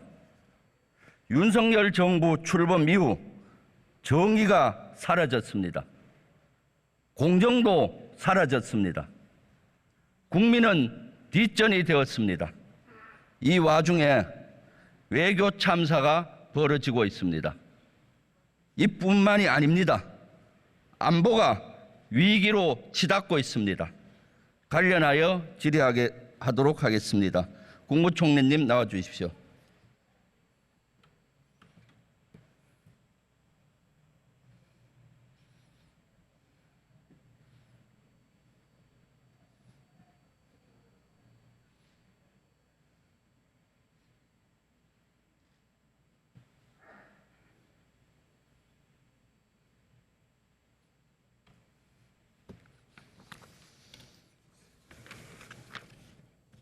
국무총리님 고생이 많습니다. 네, 조문 외교 참사에 대해서 질의하겠습니다. 윤 대통령은 조문 없는 조문 외교로 우리나라의 국격을 떨어뜨리고 있습니다. 통상 장례 절차는 3가지가 있고 대통령실도 이 일정에 따라 계획을 했습니다. 조문, 리셉션, 장례식이죠. 총리님 맞지 않습니까? 네, 그렇습니다. 네. 그런데 윤석열 대통령 내외는 조문에는 참석하지 않고 리셉션과 장례식에만 참석한 꼴입니다. 일부 국민들은 이를 두고 어떻게 얘기하느냐? 우리가 통상 상갓집에 갔을 때 조문을 먼저 하고 이쪽으로 이동해서 식사나 하면서 유가족과 담소나 같이 온 분들과 하잖아요. 상갓집에 가서 조문은 하지 않고 육개장만 먹고 온 것이 아니냐 이런 말을 하고 있습니다. 총리님, 왜 이렇게 외교 일정에 차질이 생긴 겁니까? 글쎄요, 제 생각은 지금 의원님께서 워낙 외국에도 많이 계시고 하셔서 잘 아셨으리라고 생각이 드는데요. 이게 이제 사람들을 이렇게 만나서 조문을 한다 하는 것에 아마 가장 중요한 행사는 그 성당에서 하는 미사일 겁니다. 거기에 전 세계 정상들 한 500명 가까이가 다 모였고 대통령 옆인가요? 그 바이든 대통령도 앉아 계시고 그렇게 해서 하는 거고요. 우리가 보통 조문이라고 하는 것은 그런 것들을 좀 이렇게 포괄적인 개념으로 그렇게 봅니다만 어쨌든 그 여타 행사 리셉션은 예정대로 된 것 같고요. 다만 그 조문이라는 그 여왕이 계시는 그 관이 있는 데 가서 이제 조문록을 작성하는 문제인데 그거는 처음서부터 영국 왕실하고 이거를 어떻게 할 건가 하는 거를 계속 협의를 해서 일찍 도착하는 분은 그날 하고 일찍 도착하지 못하시는 분은 미사가 끝난 다음에 조문록에 기록을 해달라 하는 쭉 협의를 통해서 이루어진 것이기 때문에 저는 그거는 도저히 참사라는 용어는 좀 적절하지 않은 거 아닌가 그렇게 생각합니다. 장례식장보다도 사실은 장례식보다도 조문이 더 중요합니다. 개별 조문이기 때문에. 그리고 그날 일정이 4개가 있었잖아요. 6.25 참전비 참배도 있었고 2가지 일정을 못하고 2가지 일정만 했습니다. 외교의 일정을 소화를 못한 것이죠. 언제 서울공항에서 런던으로 출발했습니까? 저는 지금 외교부 차관께서 말씀하시는 거를 들었는데요. 아마 한 9시쯤 출발하시지 않았나 그렇게 생각합니다. 아니, 총리님, 대통령이 해외 출장 가면은 전체 국정 운영을 누가 해야 돼요? 아니, 제가 물론 하죠. 그런데 대통령 출발 시간을 외교부 차관한테 들었다고 지금 말씀하시는 거예요? 외교부 차관한테 보고를 듣는 거죠. 제가 직접 나가질 않았기 때문에. 나가지 않아도 몇 시에 출발하는지 외교부 차관한테 들었다고요? 일정을 보고를 받는 거죠, 제가. 저는 일요일 날 몇 시에 출발하는지 방송을 보고도 알았어요. 네. 그것은 총리님 아주 부적절한 답변입니다. 저는 정식으로 보고를 받습니다. 대통령 일정에 대해서. 몇 시에 도착하셨나요? 런던에? 한 8시간 정도 걸리셨겠죠. 런던에 몇 시에 도착하셨나요? 그러니까 우리가 8시간 차이고 한 12시간쯤 되시니까 아마 한 1시, 현지 시간으로 한 1시쯤 되지 않았을까요? 참, 총리님 너무 답답하십니다. 3시 반에 도착하셨어요. 그래서 3시 이후에 오는 사람은 그 다음날 조문을 못하는 걸로 돼 있었죠. 그 통보를 언제 받았나요? 예, 맞습니다. 3시 반. 네. 대통령 일정에 관심이 없습니까? 왜 관심이 없겠습니까? 그런데 그 시간을 왜 모르세요? 아니, 저야 항상 대통령이 안 계시면 그때는 그날은 특히 우리 태풍 때문에 비상 상황이 있었던 거죠. 그러면은 한 2시간이라도 일찍 출발했다면은 이런 문제가 안 생겼을 텐데 왜 미리 이런 예측을 못 하는 거죠? 저는 그런 문제를 영국 왕실하고 충분히 사전적으로 다 협의를 했다고 생각합니다. 왕실하고 협의했는데 앞에 소화를 2개 못한 겁니까, 일정을? 아니, 그러니까 그 협의한 상황에서 미사를 마치고 그 다음 날 가는 것이 좋겠다. 그래서 대통령께서는 그 일정을 받아들이셨다고 그렇게 총리님, 제가 하셔야죠. 따지는 거는 4개 일정 중에 앞에 2개 일정을 소화를 못한 걸 따지는 겁니다. 지금 조문은 못한 것은 아니죠. 그거는 미리부터 그렇게 협의를 했었고. 총리님 자꾸 말을 겉도는데 그날 4개 일정이 있다고 발표를 했어요. 4개 일정이 뭡니까? 듣겠습니다. 말씀해 대통령 주시죠. 4개 일정이 뭐예요? 말씀해 주시죠. 6.25 참전비 참배, 네. 조문, 리셉션, 장례식장인데 앞에 2개를 못한 거예요. 이것은 있을 수 없는 것이죠. 그리고 도착해서 늦게 도착을 했다고 해도 융통성 있게 할 수 있죠. 마크롱 미국 대통령, 프랑스 대통령은 어떻게 했어요? 걸어가서 했습니다. 일본 왕은 어떻게 했습니까? 리셉션 후에 조문을 했다고 들었습니다. 왜 이렇게 융통성이 없는 거죠? 글쎄요, 그 모든 것은 영국 왕실하고 충분히 협의를 하고 했다고 생각합니다. 모든 것은 영국 왕실이 아니라 고위 외교급이 없어서 그런 거죠. 영국 우리 주재 한국 대사 있습니까 없습니까? 영국 대사는 지금 아마 임명을 검증을 하고 있는 중으로 저는 그렇게 알고 있습니다. 있습니까 없습니까 지금 영국에 우리 대사가? 글쎄요. 없잖아요. 네. 아직 임명도 못하고. 그리고 박진 외교부 장관은 어디 있었어요 그 시간에? 박진 외교부 장관은 어디 있었습니까? 저는 뭐 외교부 장관은 글쎄요. 저는 뭐 대통령님을 모시는 걸로 그렇게 생각을 하고 있었는데 의원님께서 뭐 달리. 뉴욕에 가 있었습니다. 뉴욕에. 그 허허 벌판 런던에 그냥 대통령 내외를 보내놓은 거예요. 그러니까 이런 우발사항이 생겼을 때 협조가 안 되는 것이죠.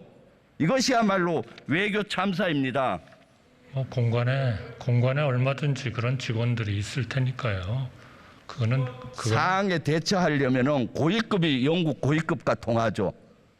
그러나 실제로 그 일을 하는 왕실의 사람들은 반드시 고위직만 있는 것은 아니니까요. 총리님 잘못됐으면 인정을 하고 어떻게 개선할지가 국무총리의 자세입니다. 어떻게 이렇게 별명 위주로만 합니까? 잘못된 건 잘못된 것이고 앞으로 시정하면 되는 것이죠. 네, 더 말씀해 주시면 듣겠습니다. 대통령실 용산 졸속 이전에 대해서 질의하겠습니다. 윤 당선인이 대통령이 당선인 시절에 용산 이전을 설명하면서 496억이면 충분하고 시민의 재산권을 침해한다든가 여러 가지 시민을 규제하는 추가 규제가 없다라고 얘기했습니다. 알고 계시죠? 네, 그렇게 말씀하시는 것으로 알고 있습니다. 그런데 496억에서 지금 예산은 눈덩이처럼 커지고 있습니다. 현재까지 한 300억 정도 추가되고 쓰이고 있습니다. 어떤 분야에 쓰이는지 아십니까? 저는 뭐 관저 리모델링 쪽에서 조금 비용을 쓰신 것으로 그렇게 알고 있습니다. 국방부 여러 군데 흩어놓은 거 다시 모으는데 193억이 들고 경찰청에서 경호하는 경찰들의 건물을 리모델링하고 이사하는 데 썼어요. 이런 예산이 300억 이상 들어가고 있습니다. 합참청사 이전하려고 하고 있죠. 글쎄요, 아직 뭐 확정이 된 것은 아니라고 알고 있고요.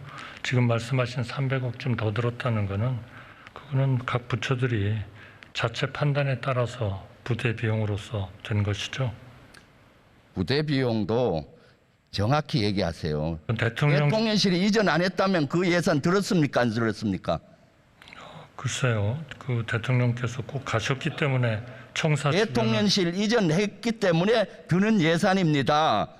손으로 왜 하늘을 가립니까? 하늘을 가릴 만큼 그렇게 뭐 중차대한 합참 이전할 때 예산 얼마로 지금 추계하고 있습니까? 글쎄요. 한 2천 몇백억 드는 것으로 그렇게 알고 있습니다. 지난번 대정부 질의 때 국무총리님은 2,980억 건물 든다고 얘기했어요. 기억하시죠? 네, 뭐 정확한 숫자는 지금 여기 없어서 제가 기억을 거기다가 합참 공간 새로 지어야 되고 최소한의 아파트 새로 지어야 되고 합참 지원하는 부대 막사 지어야 됩니다. 그거 다 합하면 5천억 이상 추계가 돼요. 제가 추계해 보니까. 그러나 청와대가 또 국민들에게 반환됨으로써 200만 명 가까운 분들이 거기를 방문하면서 즐거움을 느끼고 또 그 주위의 상권에 그만큼 더 사업이 잘 되게 하고 그러한 부수적인 효과도 같이 좀 봐주셨으면 총리님, 좋겠습니다. 동문서답하지 마십시오. 지금 대정부 질문이잖아요. 제가 질문하는 거, 국민을 대표 질문하는데 주로 포커스를 맞추어서 답해주면 안 됩니까? 네, 그렇게 하겠습니다.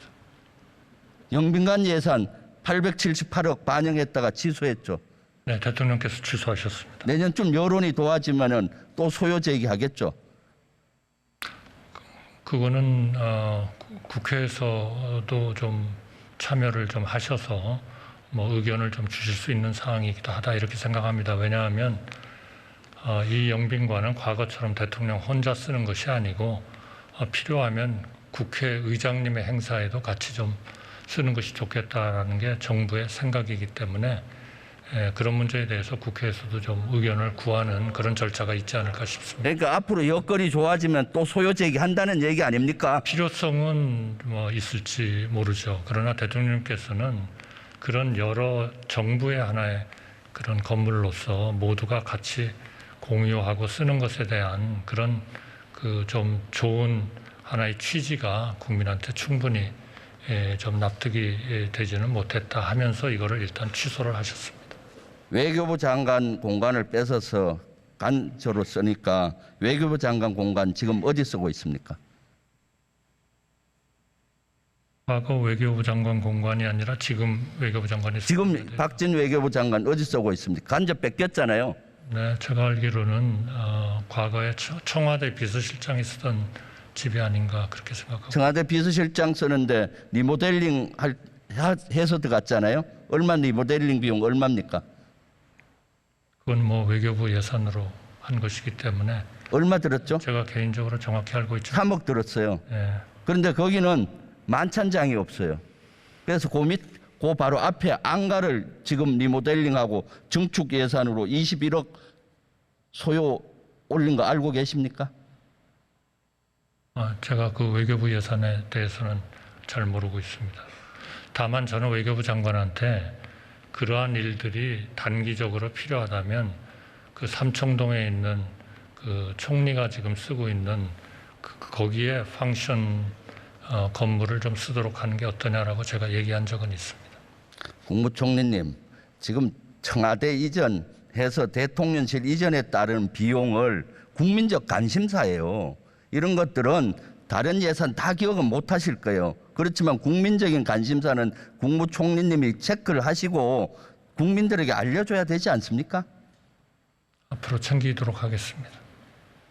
미군 잔류기지 3만 평 미래 만들게 돼 있죠. 대통령실 바로 옆에. 네, 그렇게 알고 있습니다. 거기 만드는데 예산 얼마 들어갑니까? 저는 뭐 정확한 예산은 대략 1,100, 한 90억 정도 들어간다 해요. 그럼 그것을 그 자리에 지으면 그 정도 되는데 앞으로 거기가 대통령실 옆이라서 이전을 추진하고 있죠. 한미 협의 얼마나 돼가고 있습니까?